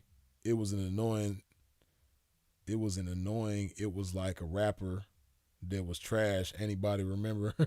Nah, I don't even. I ain't hip to the song you talking about. I don't really remember.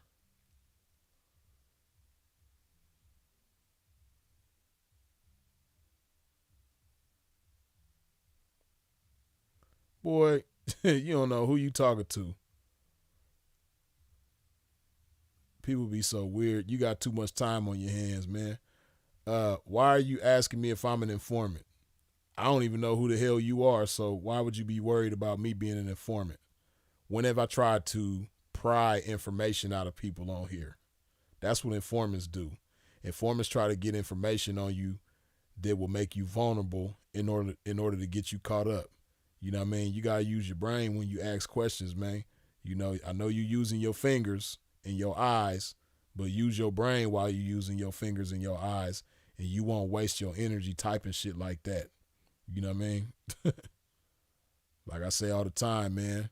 Jason Darrell Wilridge, 10/28/1981. My CDCR number in California prison system is V as in Victor 54476. You know what I mean? Go look me up. Informant. That's funny as hell. Boy, you don't even, you said you got a lot of game from me. I think you a lie. Talking about I got a lot of game from you, but are you an informant? I think you lying. Because if you got a lot of game from me, then that means you pay attention to me. And if you pay attention to me, you know what I mean? You would know that Freeze is like the most anti-snitching, anti-law enforcement, anti-legal, just legal system, judicial system. I'm like all the way against that shit. You know what I mean? So to insinuate that about me, you crazy. You definitely don't listen to me. You ain't learned nothing from me. Because if you learned something from me, you know what I mean, you would have learned not to say no goofy ass shit like that out your mouth. He ain't gonna answer the informant questions though. No, I don't answer stupid questions, even though I entertain that one. Yeah.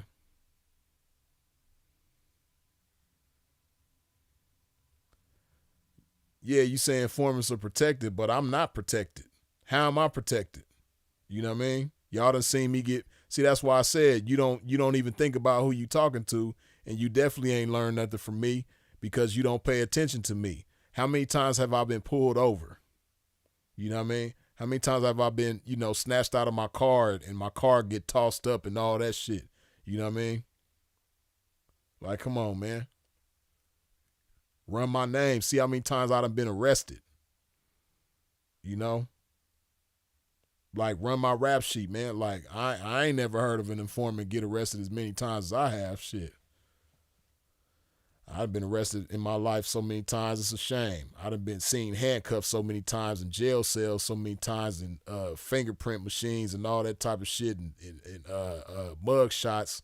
It's a shame. I got so many mug shots that don't make no damn sense. You know what I mean? All kind of mug shots too. You dig?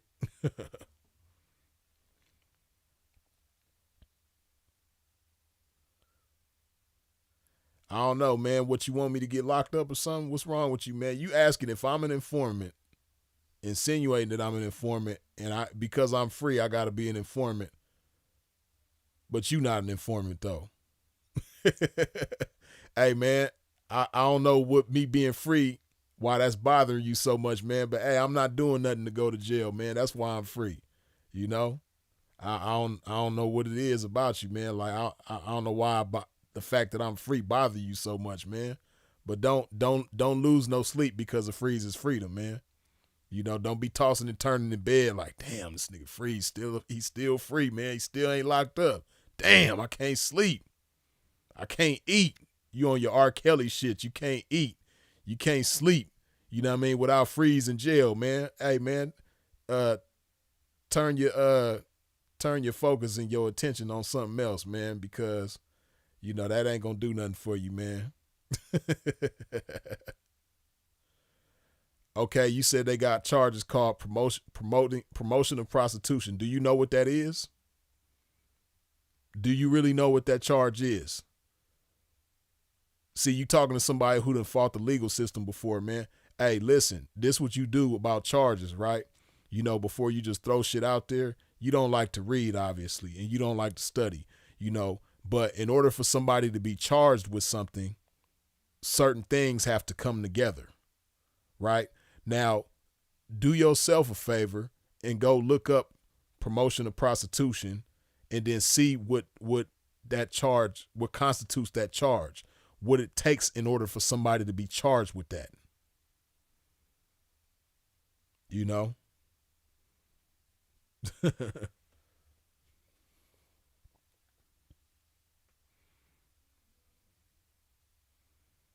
I want to talk about the game online too, but I know how the police operate. Nah, you know what I mean? You obviously ain't got no game to talk about online. You know what I mean? You know, but I'm kind of getting a good idea of who you might be. You dig? But um, yeah, I kind of think I know who you might be.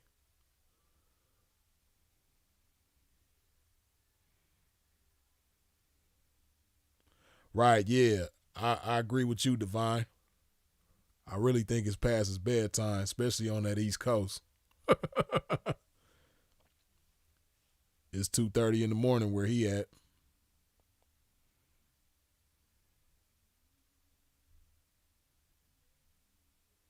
You a LA nigga? Where you from in LA? What elementary school you went to? What middle school you went to? What high school you went to? What street you live on? You from LA? How old are you? What year was you born?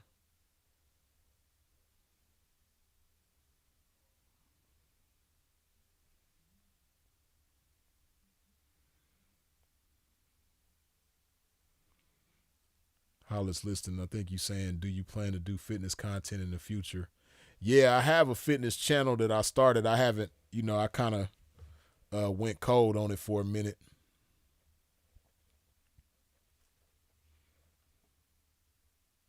But nah, I'm gonna get that fitness channel back cracking at some point for sure. It's definitely been on my mind to do. I just ain't got back to it yet, but the fitness content is definitely gonna come for sure, for sure. I the camera I got is cool, but I really want to get another camera too. Uh, so definitely once I get another camera, I'm gonna definitely get the fitness content cracking for sure.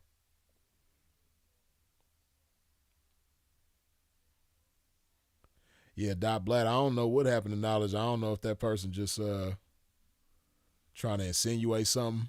And see, that's all the more reason what made me think that they who are who I think they are because, you know, shit, I ain't know nothing that happened to knowledge. Shit, I just seen knowledge on live on IG not too long ago.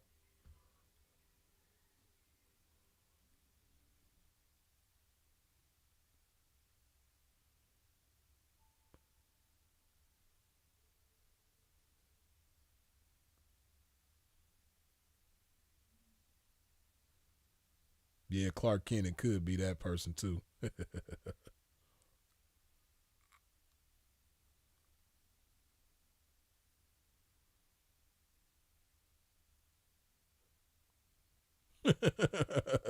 Lee Williams, you stupid. You've been watching too many Tubi movies lately. Ah, shit. Yeah, man. It's crazy, too. It seems like anybody could put a movie on Tubi. I need to start putting some scripts together and put my own shit together. I'll come up with some cold shit for Tubi.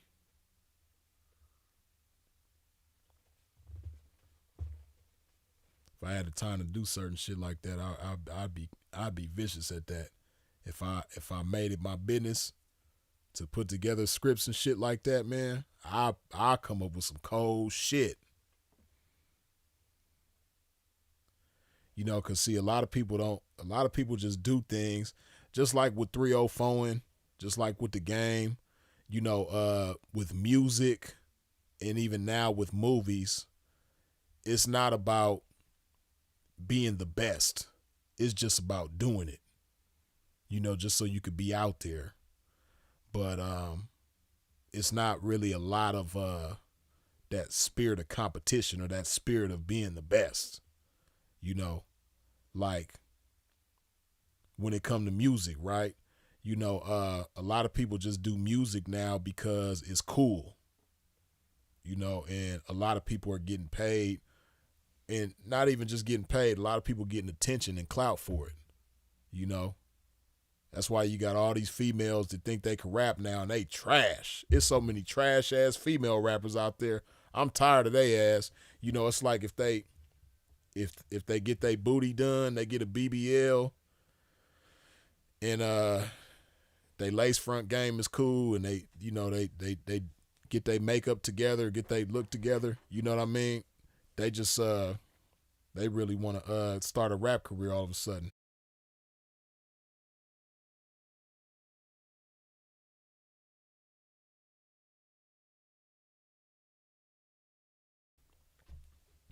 Yeah, you know, and it's just so many whack ass female rappers out there, man.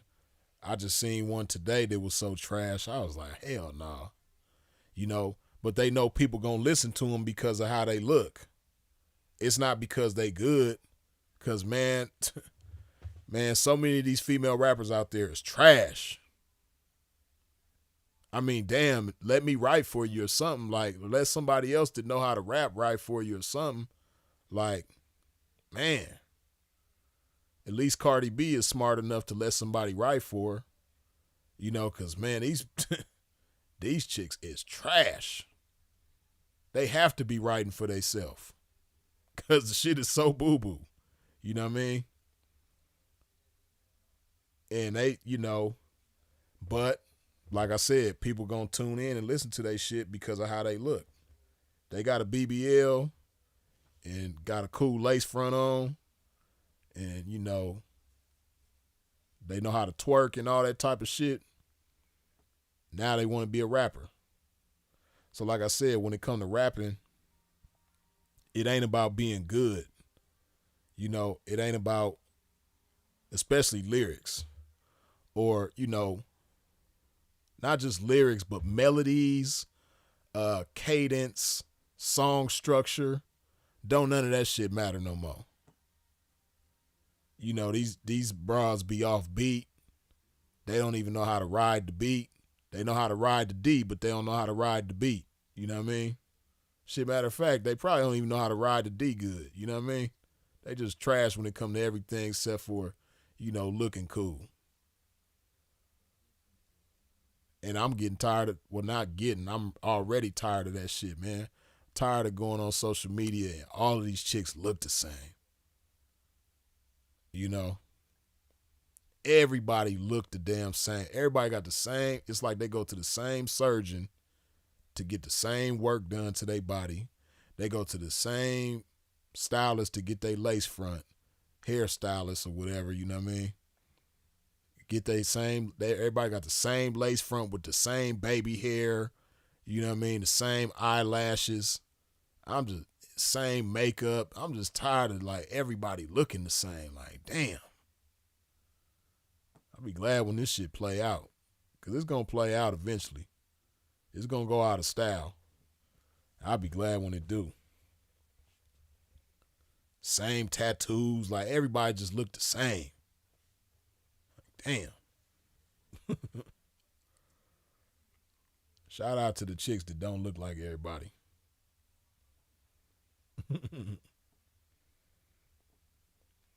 And they talk the same. They just as stupid. Everybody's stupid. You know what I mean? It's just crazy, man. Right, like Beer Pierce said, there's too many whack rappers in general. Yeah, you're right about that. The majority of rappers right now is whack, but it's like it's a trend right now going on to be a female rapper. Like it's almost synonymous with being, you remember how like everybody was trying to be an Instagram model, which I still don't know what the hell that shit is, because I thought a model was like a profession where people get paid to model. But they got all these Instagram models that don't get paid to do shit. They just call them Instagram models because they post pictures and videos on Instagram and now they a model. But like I said, I still don't know they've been using that term Instagram model for years now. I still don't know what the hell that shit is. But it's like it's how everybody wanted to be Instagram models at one point in time. Now all the Instagram models want to be rappers now. And man, they are trash. Like I said, the majority of rappers, period, male or female right now is trash. Most of them is trash. But the females is straight boo-boo. Like, man. And I don't really listen to no female rappers, man. My favorite female rapper is Donna Cherry the Chop, man. If y'all follow Donna Cherry the Chop, man, let her know that Freeze said, she probably already know that she my favorite female rapper, man. But yeah, let her know, man. Oh shit, I'm knocking shit over. Yeah, let Donna Cherry the Chop know that she's Freeze's favorite female rapper, man, cause she is, man. I like Donna Cherry the Chop. You dig? I think she'll wrap circles around these broads. Because Donna Cherry the Chop be talking some real shit. You know what I mean? She got a cool voice. She be talking about the game.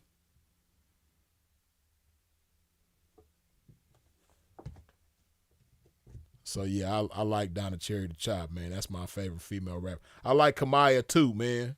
You know what I mean? But because Donna Cherry be talking about this game though, yeah, Donna Cherry is still my favorite female rapper. Kamaya might be like number 2. You know what I mean? I like Kamaya too. Kamaya just talented because she could sing, she could rap, she got dope ass melodies. Like, yeah, Kamaya cool, but she ain't messing with Donna Cherry in my book though. That's just my personal opinion. You know what I mean? You might disagree with me, and I ain't mad at you for disagreeing with me. You know what I mean? I'm rocking with Donna Cherry. You know what I mean? It could be me and Donna Cherry against the world. It's just going to be us. You know what I mean? I'm going to defend her against everybody in this rap shit. You know what I mean? We could fight. You know what I mean? We could do whatever. We could battle, whatever you want to do. You know what I mean? I'm riding with Donna Cherry. It's Donna Cherry on mines. Shout out to Donna Cherry, man. She need to come out with another album, man, because, these little chicks need it bad right now. They need to hear some of that Donna Cherry poppinage, you know what I mean? I probably should reach out to Donna Cherry and talk about doing an album with her. I'll do an album with Donna Cherry, and that thing will be fire. Man, let Freeze and Donna Cherry come out with an album, boy. It's going to be the hottest shit on the streets. That shit going to be off the chain.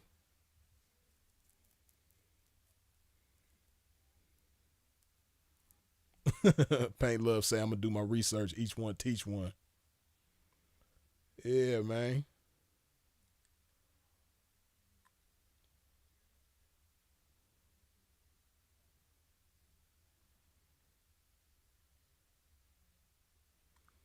Now, Paint Love, you might listen to Donna Cherry and you might disagree with a pimp. You know what I mean? You might think that Kamaya is better, man, but for me, For Freeze, ain't none of these female rappers messing with Donna Cherry, man. Not Nicki Minaj, not Megan Thee Stallion, not Cardi B, not none of them chicks, man. Can't none of them mess with Donna Cherry. You know what I mean? I don't care what nobody say. Donna Cherry on mine. The mother chicks don't get no play in the ride. Kamaya get play in the ride.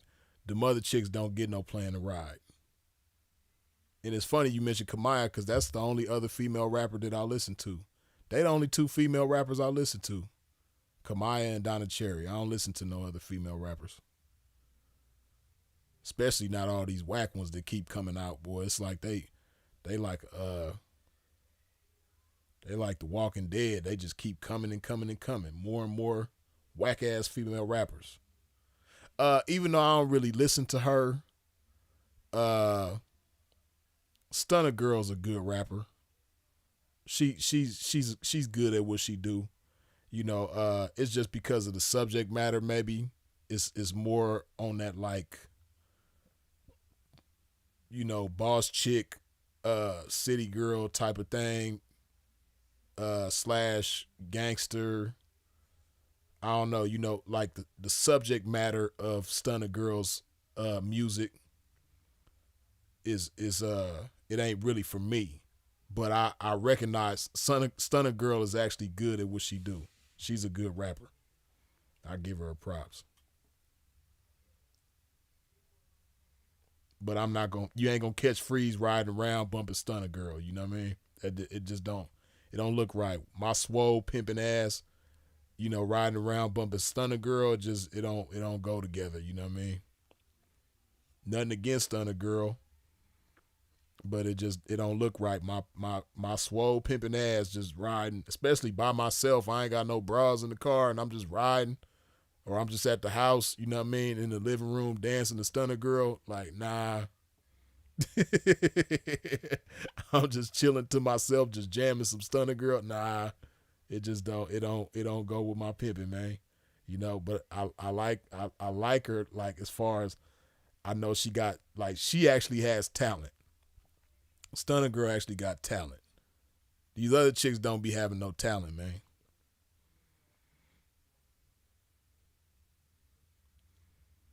And Stunner Girl is actually like a star. See, a lot of these chicks don't have that star power about theyself. You know what I mean? Cash Doll, I don't really listen. I haven't really heard enough of Cash Doll. She's on a song with somebody. She's on a guy's song. I can't remember what guy rapper it is. I want to say Payroll Giovanni, but I don't think it's him. Even though I know she got songs with him too. But it's a song with somebody that she's featured on. And I only listen to it because it's a guy's song featuring her. But she was cool on there. But other than that, I don't really know enough of Cash Doll to say if she's cool or if she boo boo. I don't know.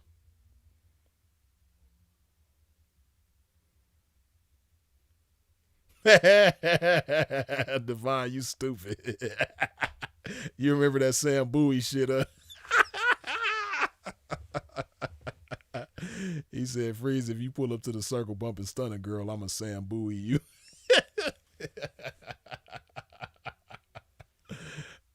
Nah, hell nah. You ain't gonna never catch me pull up bumping that. Coyle Ray, the most talented, well-rounded female artist out right now. She like Aaliyah and Left Eye combined. I ain't gonna give her all that. I just like Coyle Ray, you know what I mean? Because I think, you know, if she hadn't made it in the music, man, you know, Coyle Ray, she would have been cool being down with Freeze, you know what I mean? Like, me and Coyle Ray could have moved some mountains, man. I just, you know, that's my kind of chick right there, you know what I mean? Like, Coyle Ray, that's my style right there, you know. I just like that chick, man. She just, you know, she would be very cool as Freeze's chick, you know what I mean? If she was down with Freeze, that'd be a beautiful thing, But, she doing the rap shit and that's cool, man. But hey, Coi Leray, you know what I mean? She'd have been very cool rocking with Freeze, man, in this game, you dig? Like, I just, I done had fantasies in my head of me mashing on Coi Leray, you know what I mean? Me, setting her down and her, just, running circles around people that, yeah, I done, in my head, I done mashed on her and checked it and, you know what I mean, traveled around the world with, like, I done, my fantasy in my head already done been fulfilled. It just ain't been fulfilled in real life, you know what I mean?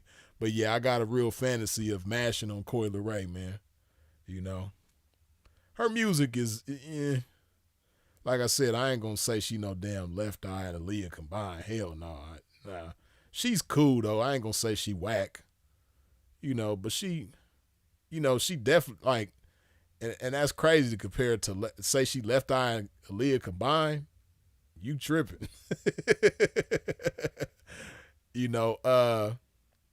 Because she definitely, and Aaliyah wasn't even the greatest vocalist, but Coi Leray definitely can't sing like Aaliyah at all. She be using the auto-tune and shit, you know what I mean? But I don't really care about her music, man. I just want to mash on her, you know what I mean?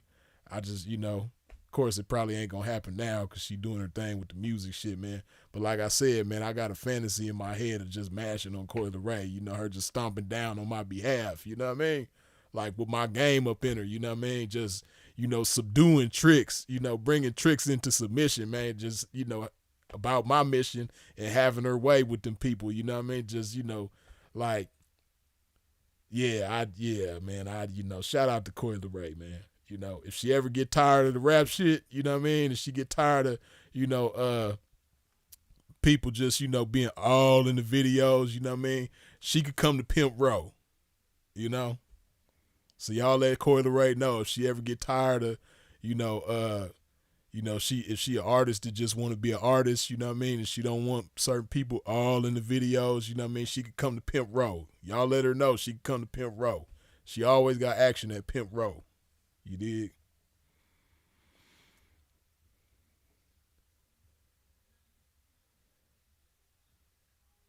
Divine, I don't know, man. He said, why do we be seeing squares and be fantasizing about mashing? Yeah, you know what I mean? Other people be probably fantasizing about getting between the legs, and I ain't gonna lie, if Coi Leray, if I was mashing on her, you know what I mean? I'm gonna mash in her too now, you know what I mean? I ain't gonna sit here and lie to you, you know what I mean? But more than wanting to mash in her, man, I just really want to mash on her, you dig? Like, it's just something about her, man. She got a certain spirit about herself that just really make me want to mash on her, you dig? But I'm gonna mash in her too now. I ain't gonna sit here and lie to you, you know what I mean? You dig? Definitely gonna be some mashing in her, but it's gonna be a lot more mashing on her though, you dig? For sure, for sure.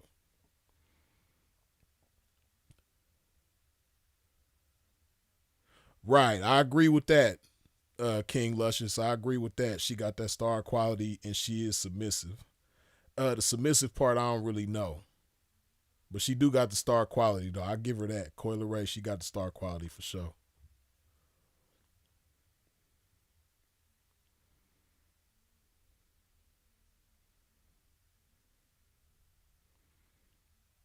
Kaylin Ward says, who are some female artists that had a foot in the game?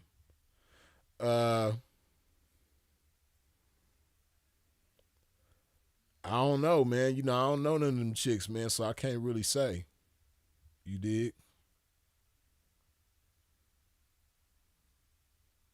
Yeah, she definitely got potential for sure. That's what I'm saying, man. She could always come to Pimp Row Records, for sure, for sure. Right, Sepulveda the Prince. Yeah, she gonna get sent, man. She getting sent for sure. You know what I mean? Yeah. I wish Lauren Hill would have kept going. Yeah, I do too. But see, that's a lot of times people don't understand the pressure of being a celebrity, man. That shit ain't for everybody. And sometimes some of the most talented people, they just can't handle that pressure of being famous. That celebrity status. It ain't for everybody, you know. Um, You have some people that are not as talented that are, perfect for the fame and celebrity status, but then you got other people that just, it ain't really for them, man. And sometimes it be the most talented people that, they just not meant to be celebrities. They, it take a certain type of personality and mindset, I think, in order to, handle that fame. And I me personally, I mean, I don't, I know it's other things that had to do with it too, but I think that's probably the ultimate thing. You know, as talented as Lauryn Hill is, I just think the fame ain't for her.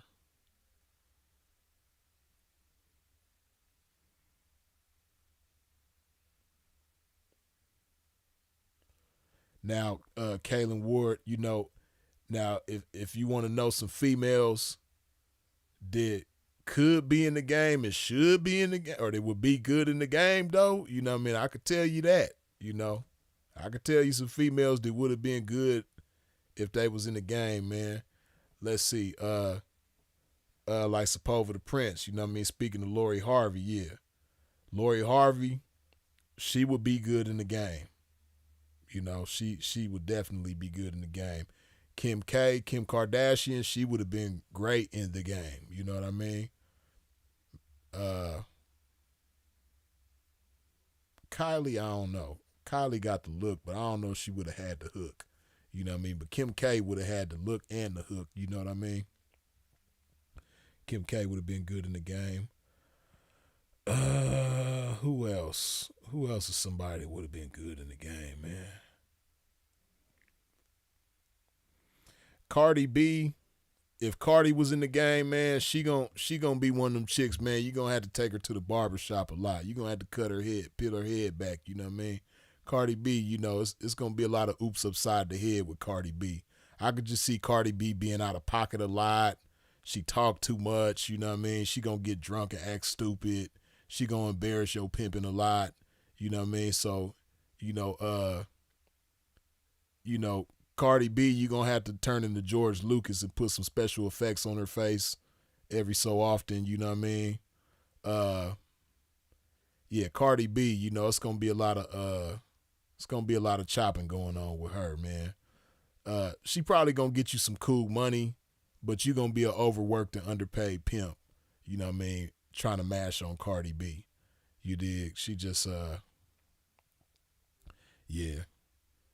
On one hand, because she got the personality and stuff like that, she gonna have a certain type of charisma when it come to dealing with tricks, so she gonna be able to have her way with tricks. She gonna be able to, I really see that about Cardi B. She gonna be able to charm and disarm tricks effortlessly, with no problem.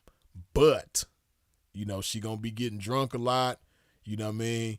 Pimp might be walking through the casino one day and you see her at the crap table, you know what I mean, gambling the trap away. You like, bitch, what is... Oh, daddy, I'm sorry. No, this the Trick's money. He just went to the bathroom real quick, but we can go right now. Let's go. You gonna be dealing with shit like that, you know what I mean? Like Cardi B, Pimp might be moving around, and he come to the bar in Treasure Island or something, and Cardi B just sitting at the damn bar with like 8 renegades, you know what I mean? And they sitting up there gossiping about all the pimps in the town and shit like that, you know what I mean? Like, you're going to have to deal with shit like that with Cardi B, you know what I mean? Then one night she might, you don't hear from her top of the morning, you blowing her up, you know what I mean? She ain't answering the phone, and then her phone might die, and then, you checking the jails, she ain't in jail. You checking the hospital, she ain't at the hospital, you know what I mean? You checking the morgue, she ain't died, you know what I mean? But then you come to find out that you get a call from her like 4 in the afternoon, and you like, damn, where was you at? What was you doing? What was going on?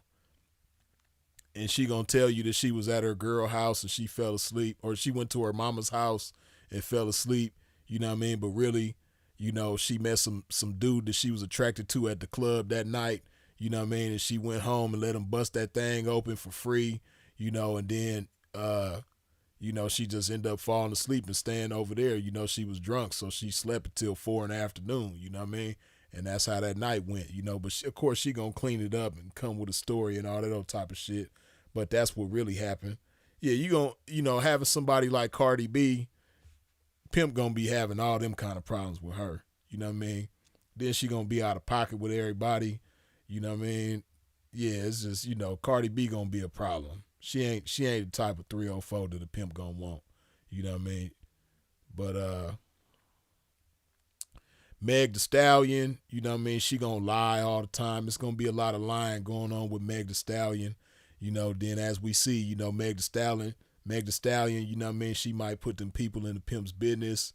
You know, if she, you know, see Meg the Stallion, she gonna have OBS. That's gonna be Meg the Stallion problem. She gonna have only bitch syndrome. You know what I mean? She gonna try to run the wifeys off, and then when she can't run the wifeys off, she gonna try to run the pimping off into the jail. You know what I mean? So yeah, it's gonna be some like, if I can't have them to myself, then nobody can type shit. So yeah, not Cardi B, Meg the Stallion. Yeah, she gon' Meg the Stallion gonna have a battalion on your ass, you know what I mean? She gonna have the people on your bumper, you know. So Meg the Stallion ain't gonna be cool, man. Her lifespan in the game gonna be real short, man. You know, so you know, Meg the Stallion the type, you know, she'll go over her HP's house, or her 304 partner's house, and have her 304 partner punch her in the face a few times and whack her back up with the belt. You know what I mean? Put some whelps on her back from the belt. You know what I mean? Then go to the people and say the pimping did it to her and all this sort of type of shit. That's Meg the Stallion. You know what I mean? She on some thin line between love and hate type shit. Remember the broad Lynn Whitfield on thin line between thin line between love and hate with Martin. You know what I mean? She beat herself up, gave herself a black eye, busted lip, busted nose, and all that. Face all swelled up. Then she went to the people, said Martin did it. You know what I mean? That's Meg the Stallion. She gonna beat herself up and then go to them people and say Pimpin' did it, and have Pimpin' jammed up for no reason. You know what I mean? Pimpin' ain't did nothing to her but mash and pimp accordingly. You know what I mean? So yeah, you know, Pimp don't want no Meg the Stallion. Young Miami. See, the problem with Young Miami, you know what I mean? She gonna cooperate with a pimp. She gonna do what a pimp wanted her to do. You know what I mean? But see, you know, Young Miami, you just ain't gonna know what she doing with them tricks. You know what I mean? Young Miami gonna be too much of a freak for too little of a dollar. You know what I mean? And then, you know, Young Miami, she the type, she just like having fun. You know what I mean? So, you know, it's gonna be a lot of raw business with the tricks. You know what I mean? Young Miami gonna be the bareback queen that you don't know about, that you got in your stable. You know what I mean? So, yeah, Young Miami ain't gonna be cool because she might bring something home that you don't want her to bring home. You know what I mean? The trick gonna give her something other than the trap. You know what I mean? He probably gonna mess around and give her the clap.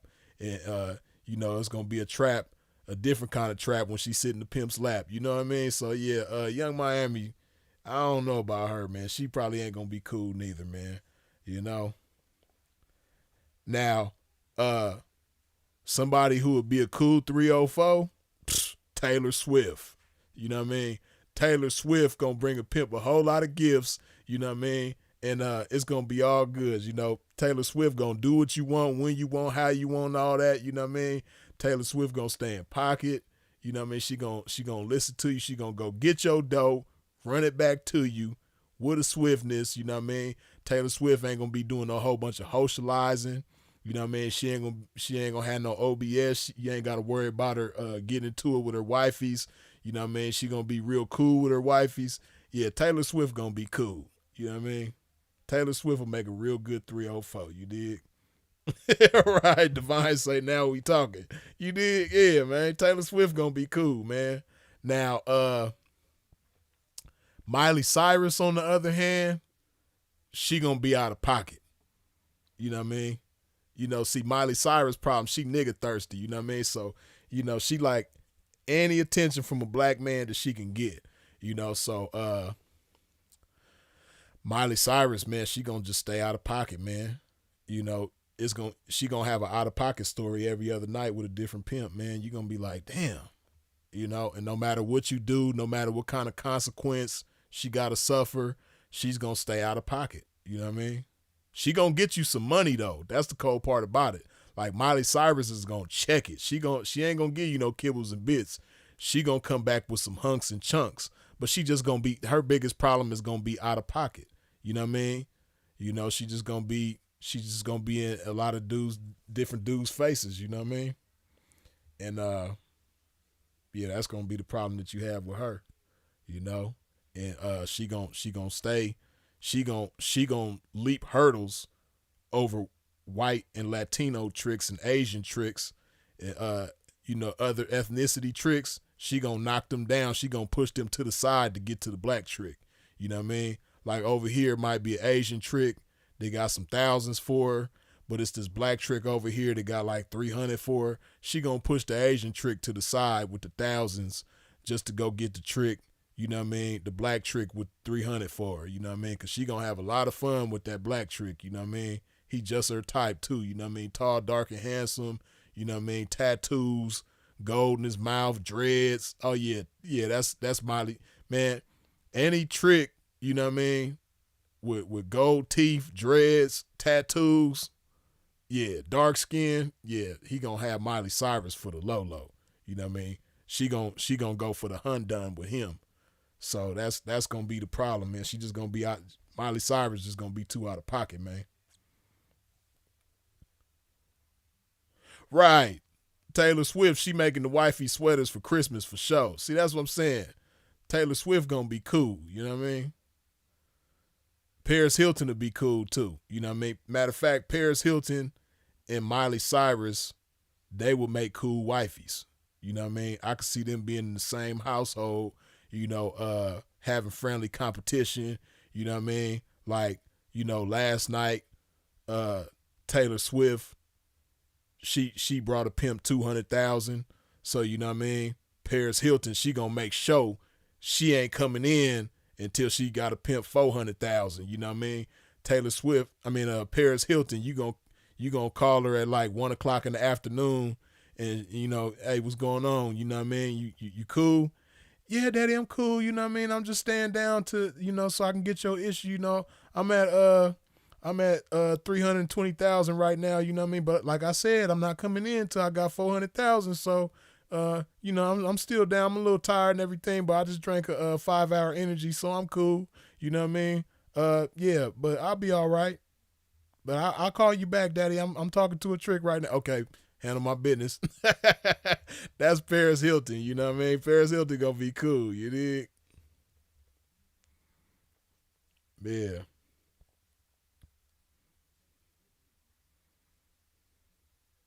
I'm sending Dua Lipa too. Uh, I don't really know enough about her. I done seen her before, you know what I mean? But I don't really know enough about her though. Yeah, Jessica Simpson cool too. You know what I mean? Jessica Simpson, she gon' get it, no problems, you know what I mean? You know, Pim gonna be all right with Jessica Simpson. She gonna be cool, you know what I mean?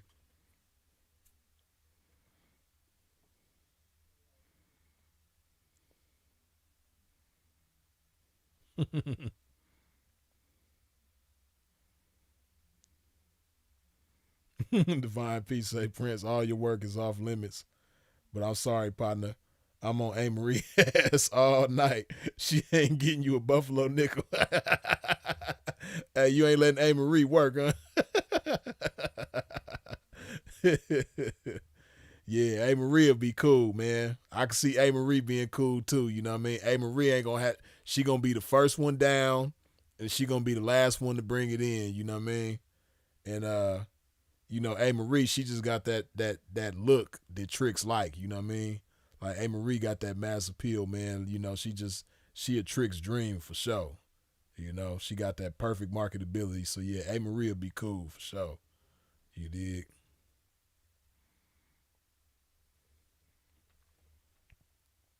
I would send Britney Spears. Nah, see, Britney Spears gonna be too many problems, man. You know, Britney Spears, you know,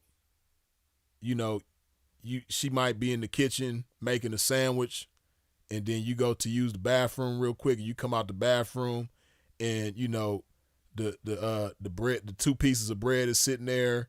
You know, it's the butter knife got some mayonnaise on it still, and it's a piece of turkey on one of the pieces of bread.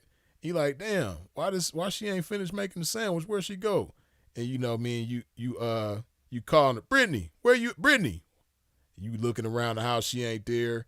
You know what I mean? Then you know, 45 minutes later, you get a call from the hospital talking about Britney Spears is over there. You know what I mean? She underwent a psych evaluation, and they done determined that they gonna have to keep her for 7 days and all this other type of shit. You know what I mean? And you go over there, and you know, you talking to her. You like, what's going on? How'd you, what happened? Why'd you leave the house? How'd you end up here? And you know what I mean? She telling you that the leprechaun from the Lucky Charms cereal box told her to go outside, and she was following him. You know what I mean? And then while she was following him, he led her to the Wizard of Oz, and then the Wizard of Oz told her to walk down this yellow brick road, and she was walking down the yellow brick road. Then you know what I mean? The Wizard of Oz, once she got to the end of the yellow brick road, the Wizard of Oz introduced her to this cow. Then the cow told her to jump over the moon. You know what I mean? And then after she jumped over the moon with the cow, she landed at the hospital, and that's how she got there. You know what I mean? That you're gonna be dealing with that kind of stuff with Britney Spears. You know what I mean? So it's like, Pimp gonna be way overworked and underpaid with her. You know what I mean? So, Britney Spears, she seemed like a sweetheart and everything, beautiful young lady, but she gonna give a Pimp a whole adventure that you don't want to go on, man.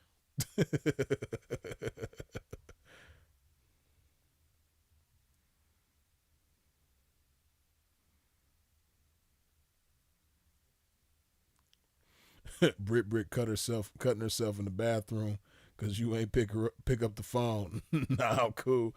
Yeah, man, be stuff like that. You know what I mean? Soft spoken, sensual, and slightly psychotic. Laugh out loud, scissor. Scissor, yeah, scissor would be cool, but I think scissor would be like she'll be like too confused to receive the game that you got to give her. You know what I mean? She got too many thoughts going on in her head, and she just ain't gonna be able to receive the game well. You know what I mean?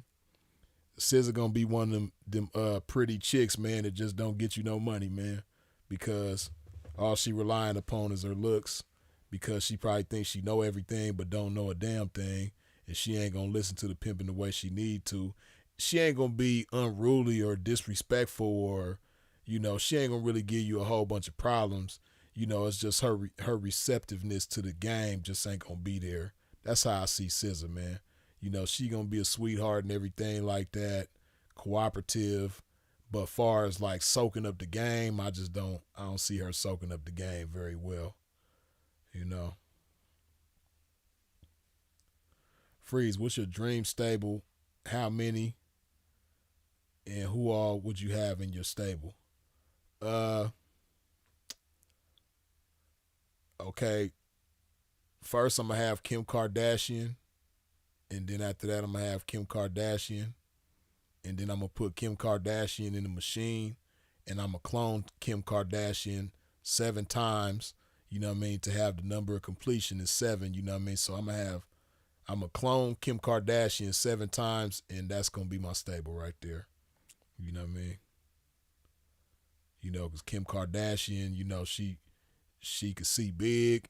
So Pimp having a big old vision, she gonna be able to share that same big old vision with a Pimp and execute accordingly. She retains information well, so all the game that I got to give her, she gonna soak it up perfectly. You know what I mean? Her self-esteem is intact, her confidence is intact. She not no lazy broad. You know, she presents herself well, she classy, she cool. So yeah, Kim K will be cool. You know what I mean? So yeah, I'm gonna put her in a machine and clone her 7 times, or clone her 6 times. You know what I mean? And the original gonna be number 7. So yeah, that'll be cool.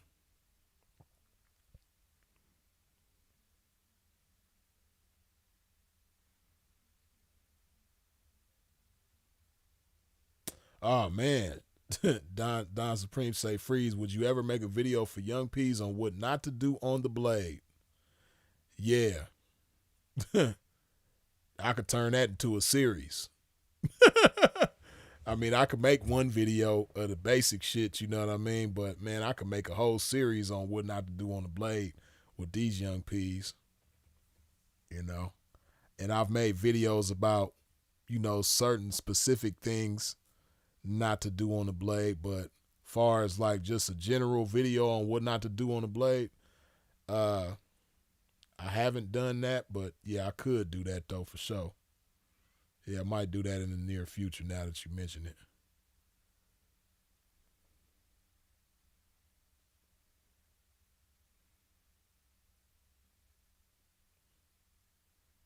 Yeah.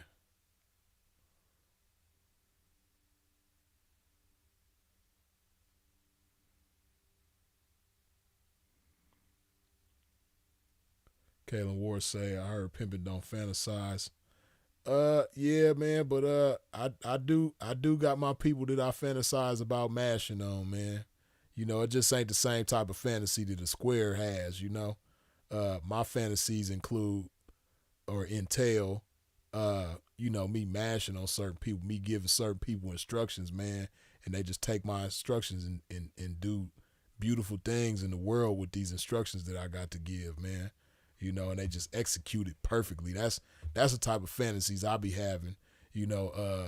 Other cats, they have fantasies about women, man, and they be thinking about, what they could do to them in the bedroom and all that type of stuff, and putting their mouth on them a certain type of way and all that, and you know, shit.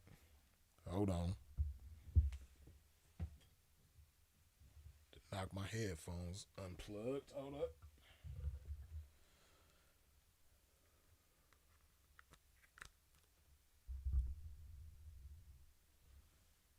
Okay, cool. Yeah, man, but them be them type of square fantasies, man. But it ain't that the pimp don't be having fantasies, man. It's just a pimp's fantasies be totally different than traditional fantasies. You dig?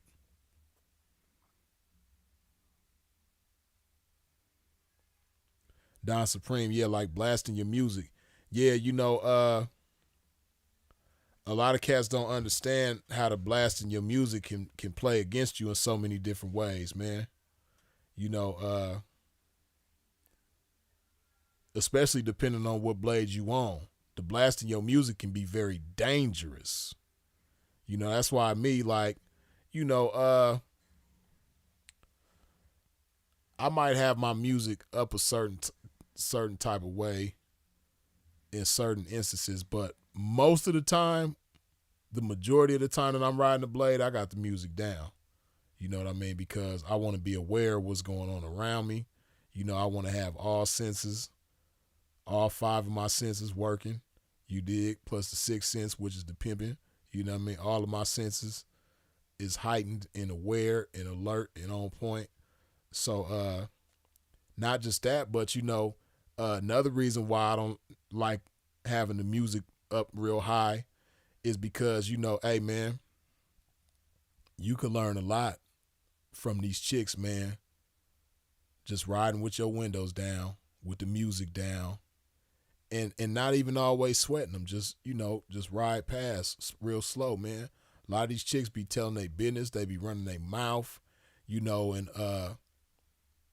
anything that they say can and will be used by the pimping, in favor of both them and the pimping, you know what I mean? So you got to use the ammunition that they putting out there, man. You got to load your clip with that shit, man, so you can knock them down accordingly, you dig? And get your target. So yeah, that's another reason why I like riding with the music down, or maybe even the music off, because you pick up a whole lot of intel, man, just riding around with your windows and your music down and just listening. Not always popping it, not always, hey now, say now, and all that type of shit, man. Just listening, paying attention, you know,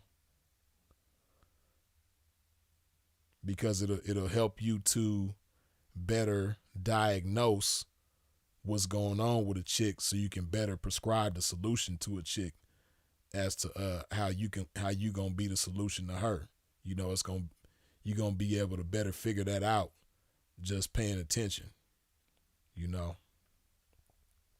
Then you never know, like a chick might say something about you or try to say something to you, you know, and you can't hear because your music is too loud. So, yeah.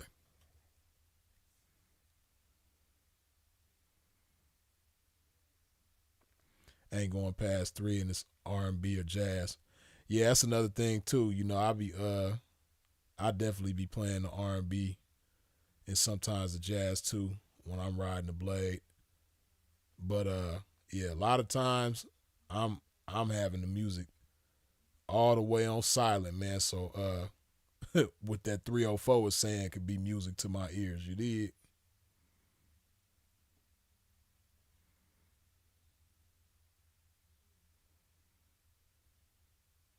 Right, like Paint Love say, nothing wrong with fantasies. That's our mental creativity.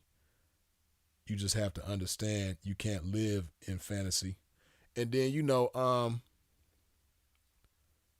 people don't like the terminology of fantasy, but you know, ultimately what a fantasy is a vision, right?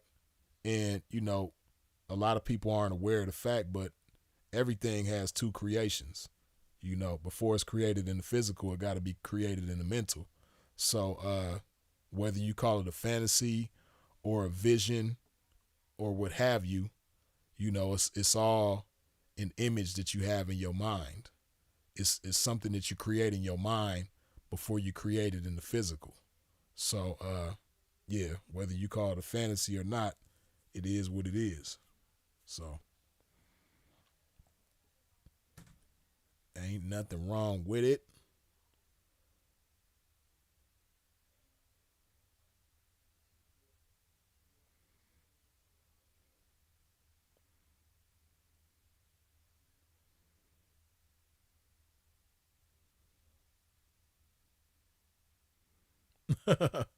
King Luscious say, I'm sending Martina.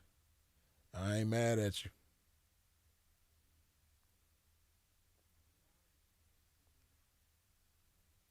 Shout out to Martina, you dig?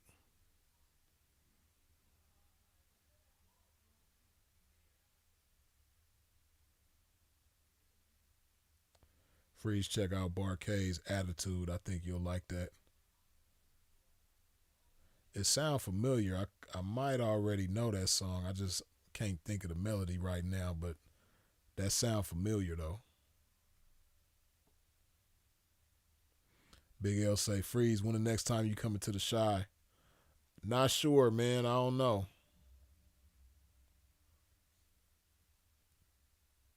But I'm pretty sure I'm gonna be there sometime in the near future. For sure, for sure. Calvin C. Jr. say like Ray's Boom Boom Room. Yeah, you know what I mean? Got to have a vision, man. Like Bell said on Willie Dynamite. Got to have vision. Right, it starts in the mind. You dig?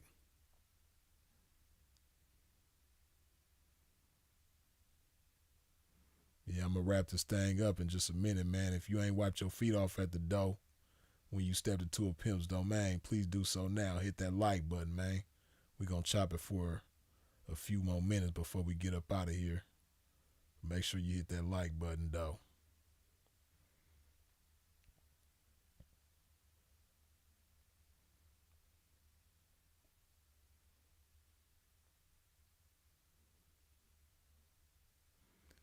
Divine say mode. I seen a old pic of Betty White, and she gone in 1935. Said 1935. You've been sitting on Betty White, huh? Yeah, hey, Betty White was something to look at when she was young. I done seen some pictures of her too when she was young, and yeah, she definitely was she definitely was a looker in her youth, for sure.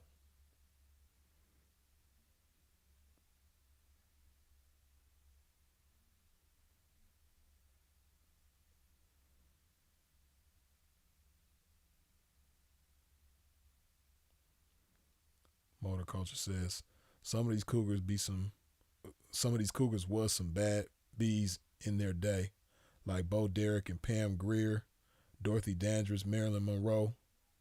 Yeah,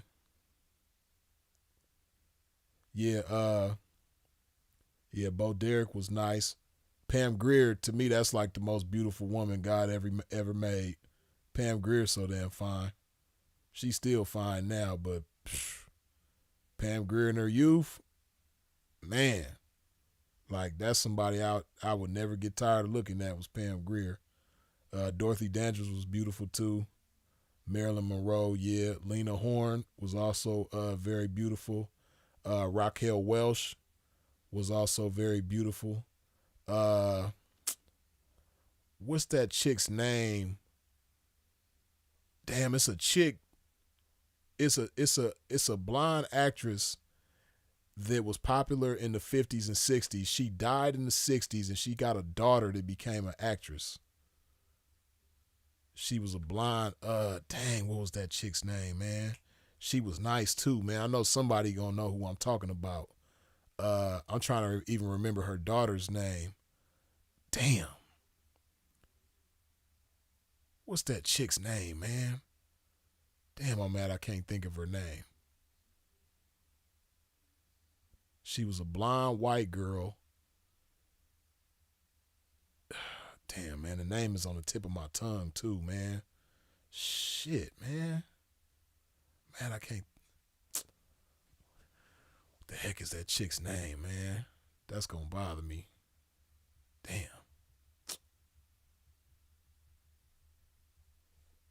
Yeah, damn. You called it, criminal Jane Mansfield.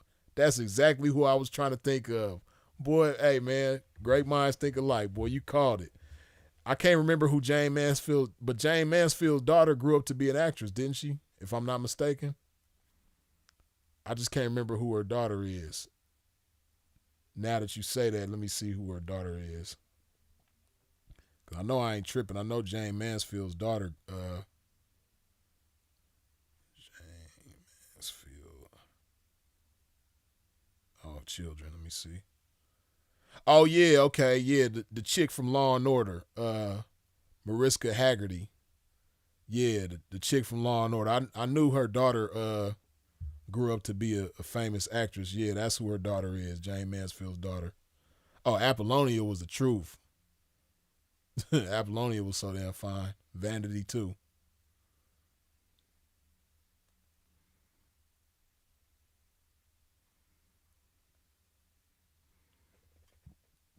But yeah, James Mansfield was fine. Yeah, Natalie Wood. Uh, that other lady too, man. I can't remember her name. The lady that was in Grumpy Old Men, I think part two. The Hispanic lady on Grumpy Old Men part two. Uh, I can't remember her name, but when she was young, she was fine too. Back in like the 50s and 60s. Uh,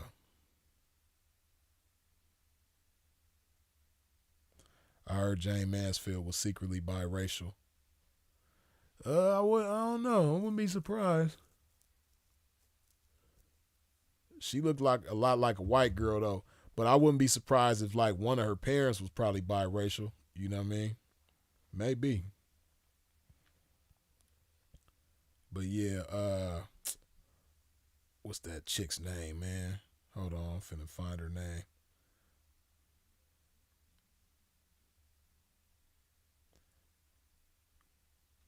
What's that chick's name?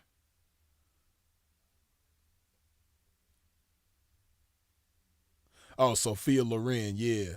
Sophia Loren, she was fine back in the day too when she was young.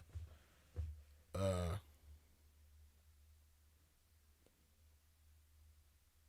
oh, I forgot I'm sending Snow Allegra. I'm not even hip to who that is, Divine. Snow Allegra. Let me see who that is. Who you talking about, man?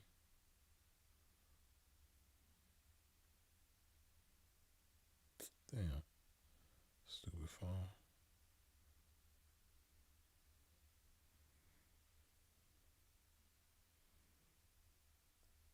Oh, okay. Yeah, yeah, yeah. I seen her before. Hey, it's another what's that British singer's name, man? Seeing this Snow Allegra chick remind me of her. It's a wait, is she British or is she South African? I think she British. What is that chick's name, man? Damn. I just got hip to her not too long ago too, and she dope as hell. Damn, what is that chick's name? It's a British singer, and I think she's biracial. And she got I can't remember if her name is Luna something. What's that chick's name, man? Damn, I just got hip to her not too long ago. She dope as hell. What is that chick's name, man?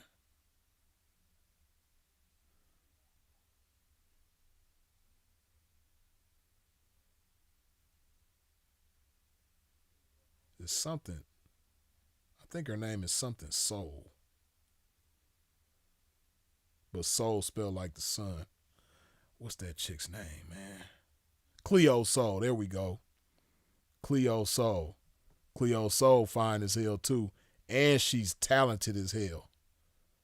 Yeah, if y'all ain't hip to Cleo Soul, when you get a chance, check out her music, man. It's Cleo Soul, but Soul is spelled like sun in Spanish, SOL. Diana Doors. I'm not even hip to her, Diana Doors.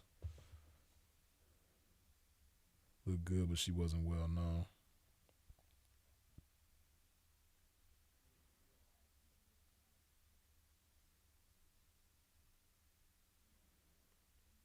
Oh, okay, yeah, I see who you talking about, Criminal.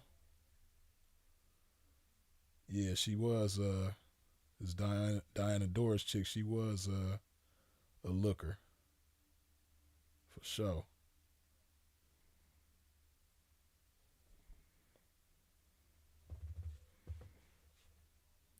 But yeah, like I said, man, Cleo Soul, she not only is she beautiful, but she talented as hell too. She got some very dope music, man.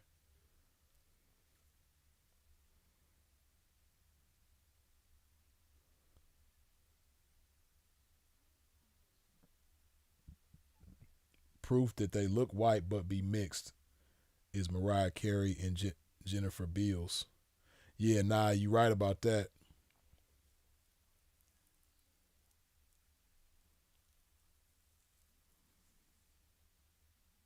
Yeah, I got some relatives like that that are mixed, but you wouldn't think they was black until you seen their family.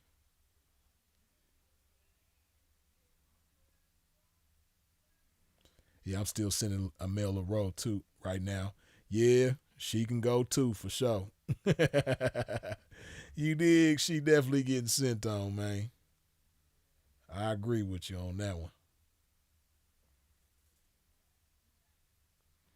And the chick, and I said this before too, but the chick there was matter of fact, instead of me just saying the chick that was Superfly's woman, the chick that was Priest's girlfriend on Superfly. What was her name? Sheila Fraser. Boy, Sheila Fraser was so damn fine back in the day.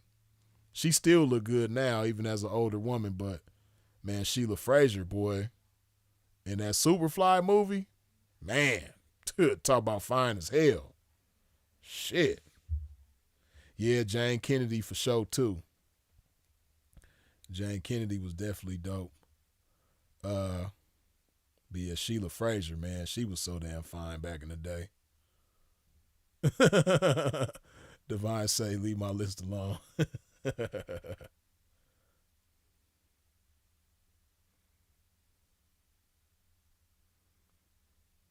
Especially at the end when she had that mink coat on with the hat to match at the end of the Superfly movie. Man, she looked so damn good with that mink on, man. Like that chick was beautiful.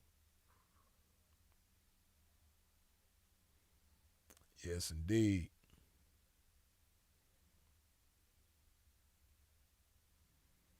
But yeah, man, we done made it to a new month, dog. Happy February to everybody, you dig? Black History Month and all that.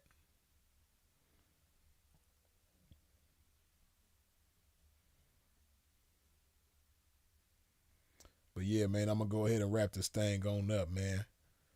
If you ain't wiped your feet off at the door when you stepped into a pimp's domain, please wipe your feet off on your way out. Hit that like button while I hydrate my pimping one more time with this good old love juice.